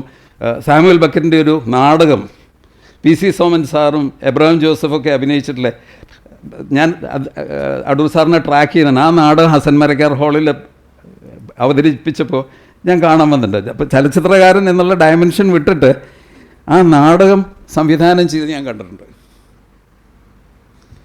ഒരു മേഖലയിൽ തടച്ചെടുപ്പാടാതെ നമ്മുടെ കുട്ടികളെ അവർക്കറിയാവുന്ന, അവർക്ക് അഭിരുചിയുള്ള എല്ലാ മേഖലകളിലും അവർക്ക് പയറ്റാനുള്ള ഉത്തേജനം നമ്മൾ എന്തുകൊണ്ട് കൊടുക്കുന്നില്ല?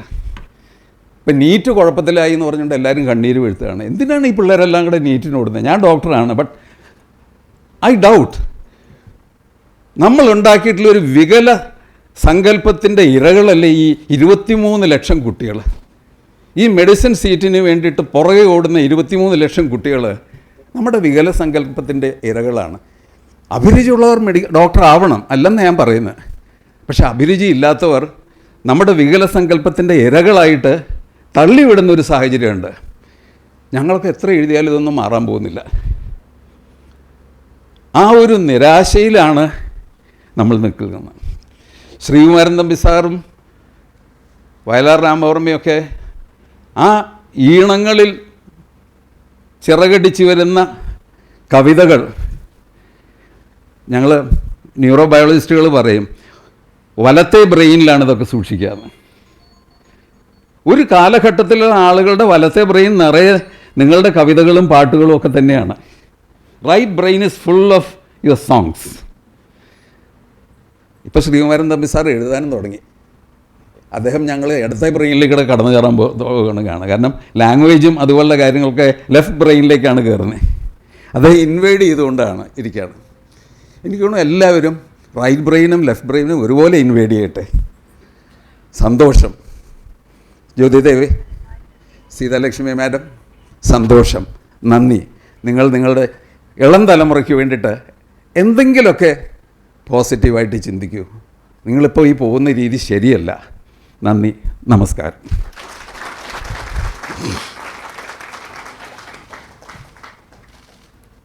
നന്ദി സർ. അടുത്തതായി ആശംസാ പ്രസംഗത്തിനായി പ്രശസ്ത രാഷ്ട്രീയ പ്രവർത്തകനും കലാകാരനും കേരള നിയമസഭാംഗവുമായ ശ്രീ MK മുനീർ സാറിനെ ക്ഷണിക്കുന്നു.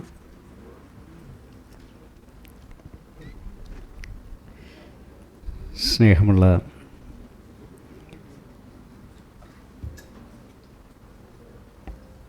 ജ്യോതിദേവ്, കേശവ്ദേവ്,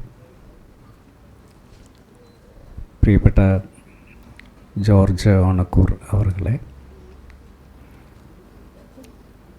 ശ്രീകുമാരൻ തമ്പി സർ, ശ്രീ ജയകുമാർ,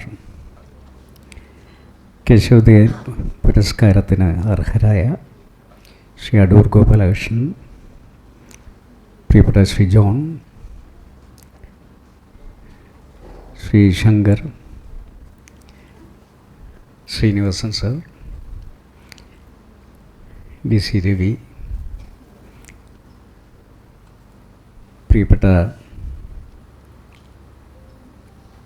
കേശവ് ദേവ് സാറിൻ്റെ സഹധർമ്മിണി സീതാലക്ഷ്മി, സുനിത, മറ്റ് വിശിഷ്ട വ്യക്തികളെ, ഞാൻ യഥാർത്ഥത്തിൽ ഇതിലെ ഒരംഗമാണ്. ഈ കേശവ് ദേവ്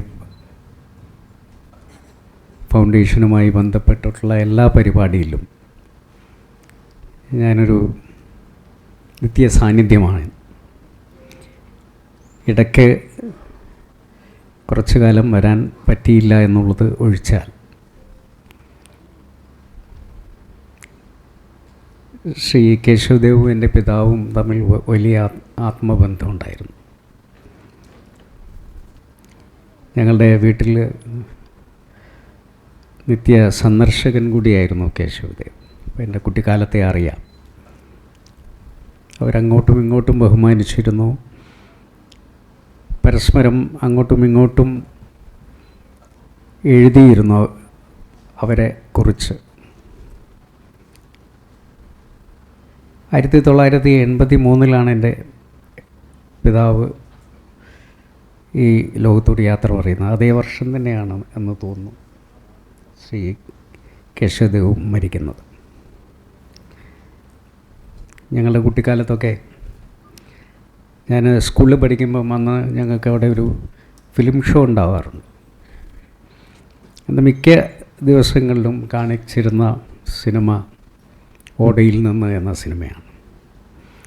അപ്പം ഞങ്ങൾക്ക് മനസ്സിൽ പതിഞ്ഞ് നിൽക്കുന്ന ഒരു സിനിമ കൂടിയാണ്. കേശവദേവനെ ധാരാളം വായിച്ചിട്ടുള്ള ഒരാൾ കൂടിയാണ് ഞാൻ. അദ്ദേഹത്തിൻ്റെ പേരിലുള്ള പുരസ്കാരം ഇന്ന് ലഭിച്ചിരിക്കുന്ന, എൻ്റെ സാഹിത്യ പുരസ്കാരം ലഭിച്ചിരിക്കുന്നത് ശ്രീ അടൂർ ഗോപാലകൃഷ്ണൻ അവറുകൾക്കാണ് എന്നുള്ളതിൽ സന്തോഷിക്കുന്ന ഒരാൾ കൂടിയാണ് ഞാൻ. കാരണം അദ്ദേഹമായിട്ടുള്ള ബന്ധം ഞാൻ കുറേ നാളുകളായി പാലിച്ചു പോരുന്ന ഒരാളാണ്. എനിക്കും ഒരു പ്രസിദ്ധീകരണശാലയുണ്ട്. DC അടുത്തൊന്നും എത്താൻ ഇനിയും എത്ര യാത്ര ചെയ്യണമെന്ന് എനിക്കറിയില്ല. എങ്കിലും കൊടിയേറ്റം എന്ന് പറയുന്ന അടൂർ ഗോപാലകൃഷ്ണൻ്റെ തിരക്കഥ ഞങ്ങളാണ് അന്ന് പ്രസിദ്ധീകരിച്ചത്. അതിൻ്റെ കവർ ഡിസൈൻ ചെയ്തത് ഞാൻ തന്നെയായിരുന്നു. അപ്പോൾ അദ്ദേഹം അതെടുത്ത് പറയുകയുണ്ടായി. അതിനുശേഷം കോട്ടക്കൽ റസാഖ് എന്ന് പറയുന്നൊരു ഫോട്ടോഗ്രാഫറുണ്ട്. അദ്ദേഹം അടൂരിൻ്റെ പിന്നാലെ നടന്ന് ധാരാളം ഫോട്ടോകൾ എടുത്തിരുന്നു. അതും ഞങ്ങൾ ഡോർ ടു അടൂർ എന്ന് പറഞ്ഞുകൊണ്ടുള്ള അദ്ദേഹത്തിൻ്റെ ഫോട്ടോഗ്രാഫുകൾ വെച്ചുകൊണ്ടുള്ളൊരു പുസ്തകം ഞങ്ങൾക്ക് പ്രസിദ്ധീകരിച്ചിരുന്നു. അത് ആ ചടങ്ങിലും അടൂർജി വന്നിട്ടുണ്ടായിരുന്നു. അങ്ങനെ പലപ്പോഴും ഞങ്ങളുടെ പല പരിപാടികളിലും അദ്ദേഹം പങ്കെടുക്കാൻ വരാറുണ്ട്. അദ്ദേഹത്തിൻ്റെ ചലച്ചിത്രങ്ങളെക്കുറിച്ചോ അദ്ദേഹത്തിൻ്റെ എഴുത്തുകളെക്കുറിച്ചോ ഒന്നും ഞാൻ പറയാൻ പോലും അർഹനല്ല. അത് നമ്മൾ അനുഭവിച്ചിട്ടുള്ളതാണ്. ഈ പറഞ്ഞ പോലെ മനുഷ്യൻ്റെ ഏറ്റവും അടിസ്ഥാന മനുഷ്യൻ്റെ ജീവിതത്തെ പ്രതിഫലിപ്പിക്കുന്ന ചിത്രങ്ങളാണ് അദ്ദേഹം. അന്തർദേശീയ അംഗീകാരം വരെ വാങ്ങി മലയാളത്തെ ലോകത്തോളം ഉയർത്തിയ ഒരു വ്യക്തിക്കാണ് ഇന്ന് കേശവദേവ് അവാർഡ് ലഭിച്ചിരിക്കുന്നത്. അദ്ദേഹത്തെ ഞാൻ ആത്മാർത്ഥമായി അഭിനന്ദിക്കുന്നു. ഇത് ഉദ്ഘാടനം ചെയ്ത ശ്രീകുമാരൻ നമ്പി സാർ ഈ പറഞ്ഞ പോലെ തന്നെ വലിയ ഒരു സ്നേഹബന്ധം വെച്ച് പുലർത്തുന്ന ഒരാളാണ്. എനിക്കൊരു ഭാഗ്യം ലഭിച്ചത് അദ്ദേഹത്തിൻ്റെ പാട്ടുകൾ പാടിയിട്ടുള്ളത് ആരൊക്കെയാണ് എന്ന് നമുക്കറിയാമല്ലോ, ദാസേട്ടൻ മുതൽ. പക്ഷെ അദ്ദേഹം എഴുതിയ ഒരു പാട്ട് ഞാൻ പാടിയിട്ടുണ്ട് എന്നുള്ളത് എൻ്റെ ജീവിതത്തിൽ ഒരു വലിയ ഭാഗ്യമായി ഞാൻ കാണുന്നു. അദ്ദേഹത്തിൻ്റെ ഒരു ലളിതഗാനം ഒരു ആൽബത്തിന് വേണ്ടി അദ്ദേഹം തന്നെ വിളിച്ചു വരുത്തി അങ്ങനെ ഞാൻ പാടിയിട്ടുണ്ട്. തമ്പി സാറാണ് ഇത് ഉദ്ഘാടനം ചെയ്തിരിക്കുന്നത്. പിന്നെ ഇന്ന് ഈ ശരിക്കും മെഡിക്കൽ രംഗത്തുള്ള ഒരു എഴുത്തിന് അല്ലെങ്കിൽ മെഡിക്കൽ രംഗത്തുള്ള പ്രവർത്തനങ്ങൾക്ക് അവാർഡ് എന്നുള്ളത് അത് ഡോക്ടർ ജ്യോതിദേവ് ഡോക്ടർ കൂടി ആയതുകൊണ്ട് അദ്ദേഹം കണ്ടെത്തിയിട്ടുള്ള ഒരു അവാർഡാണ് കേശവദേവിൻ്റെ പേരിൽ.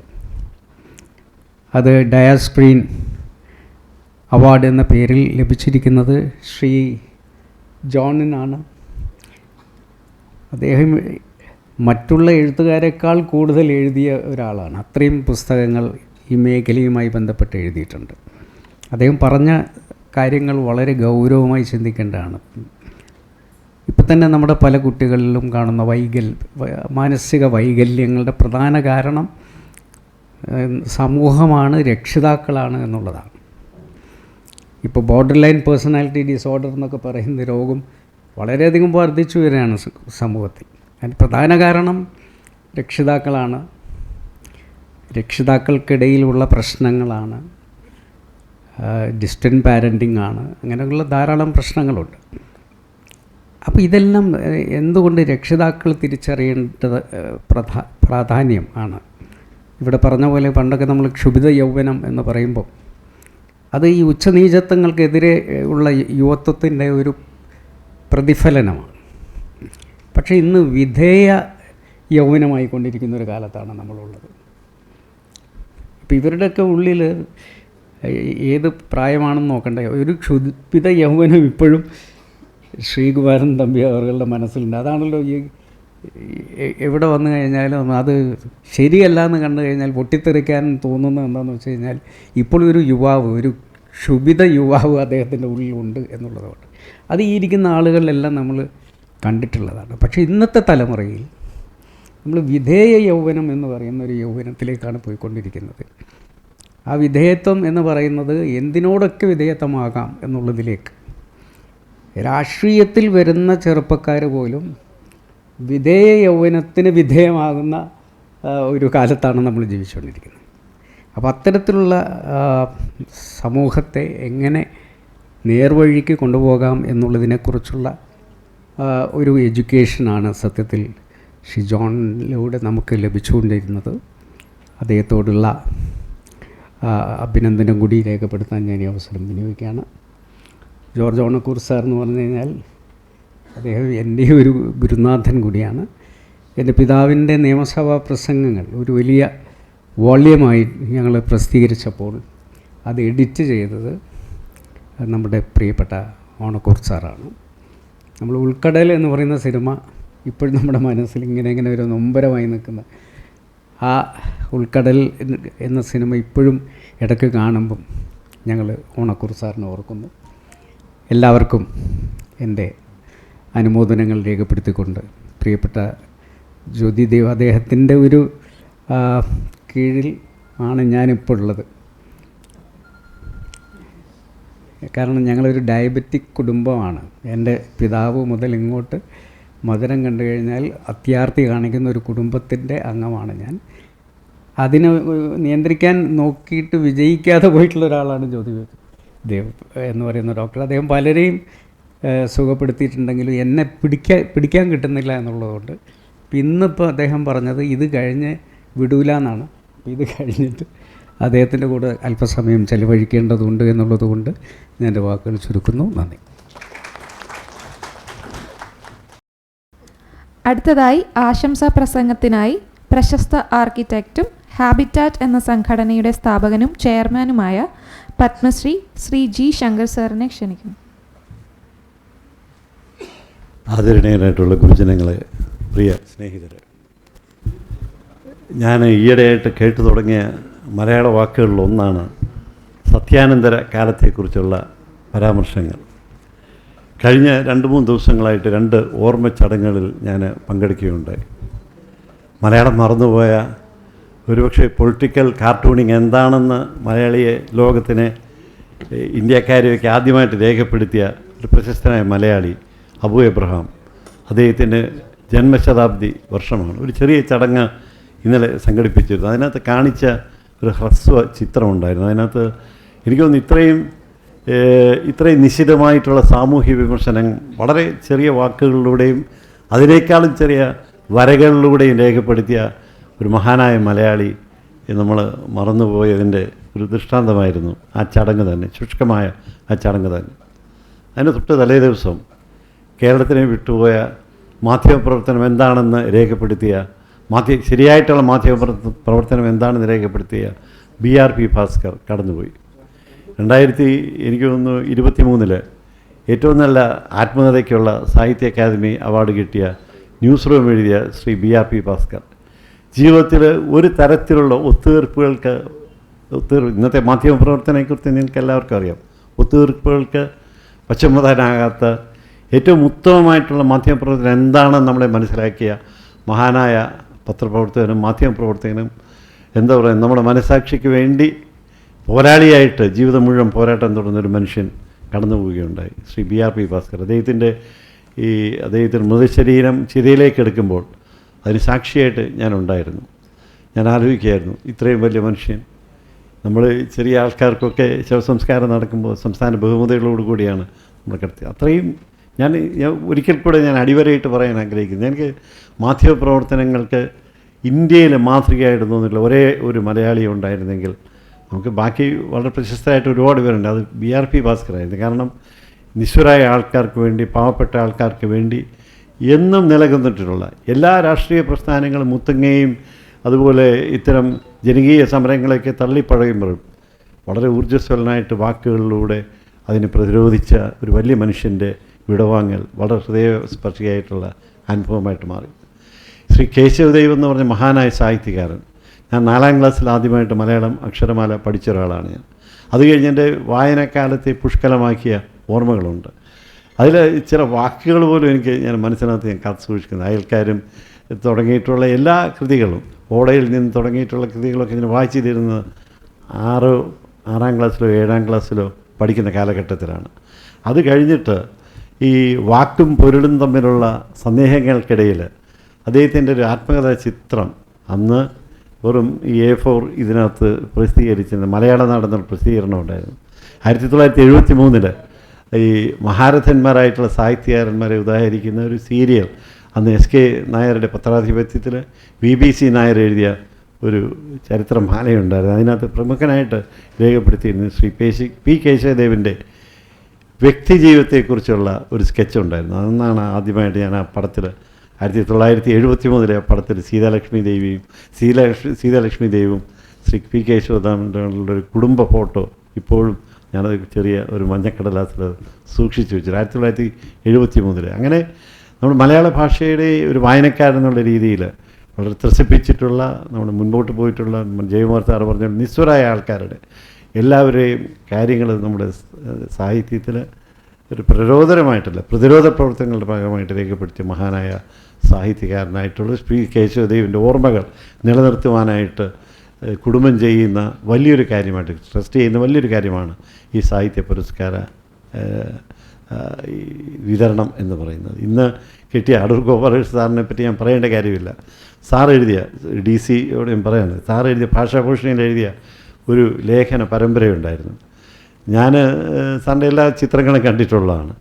സാറിൻ്റെ ഞാൻ കണ്ട ചിത്രങ്ങളുടെ രണ്ടാമത് പുനരാവിഷ്കരണം, ഗോദാവരിൻ്റെ ചിത്രമാണെങ്കിലും തർക്കോസ്കിയുടെ ചിത്രങ്ങളൊക്കെ അതിൻ്റെ ഒരു വ്യാകരണം ഞാൻ രണ്ടാമത് വായിച്ചെടുക്കുന്ന സാറിൻ്റെ വളരെ ഗഹനമായിട്ടുള്ള ഭാഷാഭൂഷണിയിൽ വന്നിട്ടുള്ള ലേഖനങ്ങളിലൂടെ അതെനിക്ക് എന്താ പറയുക വാക്കുകൾക്കതീതമായ യാത്രയ്ക്കെന്നെ പ്രേരിപ്പിച്ചു എന്ന് ഞാൻ ഭംഗ്യന്തരേണ പറഞ്ഞുകൊള്ളട്ടെ. അതേപോലെ തന്നെ ഞാനൊരു കാര്യം നിങ്ങളോട് ബോധ്യപ്പെടുത്താൻ പറയാണ്. ഇത്രയും ശ്രദ്ധയോടെ, ഇത്രയും ജാഗ്രതയോടെ, ഇത്രയും കരുതലോടുകൂടി കർമ്മപഥത്തിൽ നിൽക്കുന്ന ഒരാളെ ഞാൻ എൻ്റെ ജീവിതത്തിൽ കണ്ടിട്ടില്ല. കാരണം അദ്ദേഹത്തിൻ്റെ വീടിൻ്റെ ഒരു മതിൽ സ്വല്പം അത് പുനർനിർമ്മിക്കുവാനായിട്ടുള്ള നിയോഗം എനിക്കുണ്ടായി. അദ്ദേഹത്തിൻ്റെ താമസിക്കുന്ന വീടിൻ്റെ മതിൽ പുനർനിർമ്മിക്കാനുള്ളൊരു ഒരു കർമ്മം യോഗം എനിക്കുണ്ടായി. അപ്പോൾ സാറിൻ്റെ സ്വഭാവത്തെ വളരെ അടുത്തറിയുവാൻ കഴിഞ്ഞൊരു സന്ദർഭമാണ്. അന്ന് ഈ മതിൽ കെട്ടാൻ നേരത്ത് ഞങ്ങളുടെ തൊഴിലാളികൾ അവിടെ മതിൽ സ്ഥലത്ത് വരുന്നതിന് മുമ്പ് അദ്ദേഹം കുളിച്ച് വൃത്തിയായിട്ട് അവിടെ കയ്യും കെട്ടി മതിൽ കെട്ടുന്നതിൻ്റെ അവിടെ വയ്ക്കും. ഓരോ കല്ലൊക്കെ വയ്ക്കുമ്പോഴും അദ്ദേഹം ശ്രദ്ധിക്കും. ഒരു കല്ല് സ്വല്പം ചരിഞ്ഞു കഴിഞ്ഞാൽ അദ്ദേഹം അത് മാറ്റി വെപ്പിക്കും. അദ്ദേഹം ഈ മതിൽ കെട്ടുന്ന ദിവസം മറ്റൊരു ജോലിയും ചെയ്യില്ല. മതിൽ കെട്ടുന്ന ദിവസം ഒരുപാട് BBC-ക്കാരും CNN, IBN ഇതൊക്കെ ഇതിൻ്റെ ലോകം മുഴുവനുള്ള പത്രപ്രവർത്തകരൊക്കെ ഒരുപാട് ഇൻ്റർവ്യൂവിനൊക്കെ വരുമ്പോഴും ആ ദിവസം മതിൽ കെട്ടാൻ സമ്മതിക്കില്ല. സാറ് നിൽക്കുന്ന സമയത്തെ മതിൽ കെട്ടുവാൻ സമ്മതിക്കില്ല. അതിൽ അങ്ങനെ ആ ശ്രദ്ധ, ഒരു കല്ല് വെക്കുമ്പോഴുള്ള ശ്രദ്ധ ഞാൻ എന്നെ അതിശയിപ്പിച്ചിട്ടുണ്ട്, വിസ്മയിപ്പിച്ചിട്ടുണ്ട്. ഇങ്ങനെ ആവണം ഈ കർമ്മകുശലത എന്ന് പറയുന്നത്, അല്ലെ ആത്മാർപ്പണം എന്നൊക്കെ പറയുന്നത്, ഇത് തന്നെ ആവണം എന്നെ സ്വന്തം ജീവിതത്തിലൂടെ ബോധ്യപ്പെടുത്തിയ മഹാനായിട്ടുള്ള കലാകാരനാണ് അടൂർ ഗോപാലകൃഷ്ണൻ സാറ്. അതുപോലെ തന്നെ CJ ജോൺ, ഞാൻ പറയാതെ പറയുന്ന ചില വാക്കുകളാണ്. CJ ജോൺ ഞാൻ ആദ്യമായിട്ട് പരിചയപ്പെടുന്ന ഇപ്പോഴെങ്കിലും എൻ്റെ ജീവിതത്തിന് വളരെ നിർണായകമായ ചില സ്വാധീനം ചെലുത്തിയ എഴുത്തുകളാണ് CJ ജോൺ എന്നുള്ളത് ഞാൻ തിരിച്ചത്. ആദ്യമായിട്ട് അദ്ദേഹത്തിനോട് ഇനി പറയാൻ കഴിഞ്ഞില്ലെങ്കിൽ ഞാനിന്ന് രേഖപ്പെടുത്തുകയാണ്. കാരണം വളരെ കൊച്ചിൽ ഈ മരണത്തിൻ്റെ ഉപാസകനായിട്ടും അതുപോലെ ജീവിതത്തിൻ്റെ അത്രാഹിത്യത്തെക്കുറിച്ചൊക്കെ ഒരുപാട് വിഷമിച്ചിട്ടുള്ള നാളുകളിലൊക്കെ ഞാനിങ്ങനെ വഴി കിട്ടാതെ അസ്ഥിത ദുഃഖത്തിൻ്റെ വഴികൾ തേടി അലഞ്ഞിട്ടുള്ള നാളുകളിലൊക്കെ എനിക്കൊരു വഴികാട്ടിയില്ലായിരുന്നു. അങ്ങനെ മനസ്സ് മുറിവേറ്റ് കിടന്ന ഒരു ക്ഷുഭിതയൗവനത്തിന് പറയുന്ന വ്രണിത യൗവനം, ആ വ്രണിത യൗവനത്തിൽ കടന്നുപോയ എന്നെ പിൽക്കാലത്ത് പലപ്പോഴും പിടിച്ചു നിർത്തിയിട്ടുള്ള, എനിക്ക് ചിന്താവിഷയമാക്കി മാറ്റിയിട്ടുള്ള ശ്രീ CJ ജോണിൻ്റെ എഴുത്തുകളാണ് എന്ന് നന്ദിപൂർവ്വം ഞാൻ ഓർക്കുകയാണ്. അങ്ങനെ മഹാരഥന്മാരായിട്ടുള്ള 2 പേർക്കാണ് ഇന്ന് പുരസ്കാരം കിട്ടിയിട്ടുള്ളത്. അത് അവരുടെ കൂടെ ഈ വേദി പങ്കിടുവാൻ കഴിഞ്ഞാൽ തന്നെ എൻ്റെ ധന്യതയായിട്ടും കരുതുന്നു. അതിനേക്കാളും വലിയൊരു ധന്യത എന്ന് പറയുന്നത് ഡോക്ടർ ജ്യോതിദേവും കുടുംബവും ഒരു ഓർമ്മ നിലനിർത്തുവാനായിട്ട് സവിശേഷമായിട്ടുള്ള അതിൻ്റെ പേരിൽ പുരസ്കാരം ഏർപ്പെടുത്തുന്ന വഴി ഓർമ്മ ജ്വലിപ്പിച്ച് നിർത്തുകയാണ്. അത് ഏതായാലും മലയാളത്തിൻ്റെ ഏറ്റവും പ്രിയപ്പെട്ട ഓർമ്മയാണ് ശ്രീ കേശവദേവിൻ്റെ സാഹിത്യ ജീവിതം ഒരിക്കൽ കൂടി രേഖപ്പെടുത്തുവാൻ അവർ ശ്രമിക്കുന്നു. ആ ശ്രമത്തിൻ്റെ കൂടെ നിൽക്കുന്ന ഒരാളാണ് ഞാൻ. കഴിഞ്ഞ കുറേ പുരസ്കാര സമ്മേളനങ്ങളിൽ നിത്യസാന്നിധ്യമാനാണ്, വിളിച്ചാലും വിളിച്ചില്ലെങ്കിലും നിത്യസാന്നിധ്യമായിട്ട് പങ്കെടുക്കുന്ന ഒരാളാണ്. അതിൻ്റെ ആദരവാണ്. അതിൻ്റെ ആദരവിൻ്റെ ദീപ്തിയിൽ ആ കുടുംബത്തെ നിർത്തുന്നു. ഞങ്ങൾക്ക് നന്ദി, നമസ്കാരം. നന്ദി സർ. കൃതജ്ഞത അർപ്പിക്കുവാൻ പി കേശവദേവ് ട്രസ്റ്റ് സെക്രട്ടറിയും ജ്യോതിദേവ്സ് ഡയബറ്റീസ് റിസർച്ച് സെൻറ്ററിൻ്റെ എക്സിക്യൂട്ടീവ് ഡയറക്ടറുമായ ശ്രീമതി സുനിത ജ്യോതിദേവിനെ ക്ഷണിക്കുന്നു.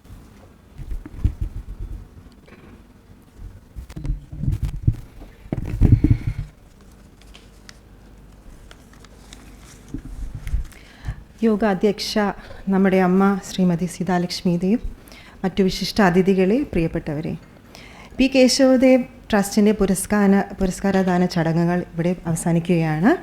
തികച്ചും അഭിമാനത്തോടുകൂടിയാണ് ഞാനിന്ന് ഈ വേദിയിൽ നിൽക്കുന്നത്. കഴിഞ്ഞ 20 വർഷക്കാലത്തോളമായി തുടർച്ചയായി ഒരു വിട്ടുവീഴ്ചയും കൂടാതെ ഈ അവാർഡ് ദാന ചടങ്ങ് യശശരീരനായ പി കേശവദേവിൻ്റെ പേരിൽ നടത്തുവാൻ സാധിച്ചതിൽ അദ്ദേഹത്തിൻ്റെ ഏകമകൻ ജ്യോതിദേവിനോടൊപ്പം അദ്ദേഹത്തിൻ്റെ കുടുംബാംഗങ്ങളെല്ലാവർക്കും ചാരിതാർത്ഥ്യമുണ്ട്. കൂടുതൽ മുഖവര കൂടാതെ ഞാൻ എൻ്റെ കർത്തവ്യത്തിലേക്ക് കടക്കട്ടെ. മലയാളത്തിലെ നിത്യ ഹരിത ഗാനങ്ങൾ സമ്മാനിക്കുകയും അദ്ദേഹത്തിൻ്റെ സംഭാവനകൾക്ക് പരമോന്നത പുരസ്കാരങ്ങൾ നേടിയെടുക്കുകയും ചെയ്തു. ഈ യോഗത്തിൽ സംബന്ധിക്കുകയും ഉദ്ഘാടന കർമ്മം നിർവഹിക്കുകയും അവാർഡ് വിതരണം നടത്തുകയും ചെയ്ത, ഹൃദ്യമായ ഒരു പ്രഭാഷണം കാഴ്ചവെക്കുകയും ചെയ്ത ശ്രീകുമാരൻ തമ്പി സാറിന് കേശവദേവ് ട്രസ്റ്റിൻ്റെ പേരിലും എൻ്റെ സ്വന്തം പേരിലും ഞാൻ അഗൈതവമായ നന്ദി രേഖപ്പെടുത്തിക്കുന്നു. ഇവിടെ മുഖ്യ പ്രഭാഷണം നടത്തിയ ശ്രീ ജയകുമാർ IAS എല്ലാ സാംസ്കാരിക മേഖലകളിലും വ്യക്തിമുദ്ര പതിപ്പിച്ച ഒരു വ്യക്തിയാണ് അദ്ദേഹം. അദ്ദേഹത്തിൻ്റെ കാലിക പ്രാധാന്യം അടങ്ങിയുള്ള ഒരു പ്രഭാഷണം തന്നെ നമ്മൾ കേൾക്കുവാനിടയായി. ഒരുപാട് ചിന്തകൾ നമ്മളിൽ ഉണ്ടായി.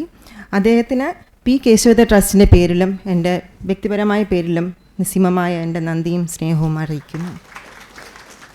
ഈ യോഗത്തിലും പി കേശവദേവ് ട്രസ്റ്റിൻ്റെ പ്രവർത്തനങ്ങൾക്കും ആശംസകൾ നേർന്ന ഞങ്ങളുടെ അഭ്യുദയകാംക്ഷിയും അടുത്ത സുഹൃത്തുമായ ഡോക്ടർ MK മുനീർ സാർ. അദ്ദേഹം മുൻപും പല നമ്മുടെ പ്രോഗ്രാമുകളിൽ അദ്ദേഹം പങ്കെടുത്തിട്ടുണ്ട്. അദ്ദേഹത്തിന് പി കേശവദേവ് ട്രസ്റ്റിൻ്റെ പേരിലും എൻ്റെ സ്വന്തം പേരിലും ഞാൻ എൻ്റെ നന്ദിയും കടപ്പാടും അറിയിക്കുന്നു. വ്യത്യസ്തമായ ശൈലിയിലും ഭാഷയിലും നവതരംഗ സിനിമകൾക്ക് ജന്മം നൽകിയ ദേശീയ അന്തർദേശീയ പരമോന്നത പുരസ്കാരങ്ങൾ നേടിയ ഒരു അതുല്യ പ്രതിഭയാണ് ശ്രീ അടൂർ ഗോപാലകൃഷ്ണൻ. ഈ വർഷത്തെ പി കേശവദേവ് സാഹിത്യ പുരസ്കാരം അദ്ദേഹം സദയം സ്വീകരിച്ചിരിക്കുന്നു.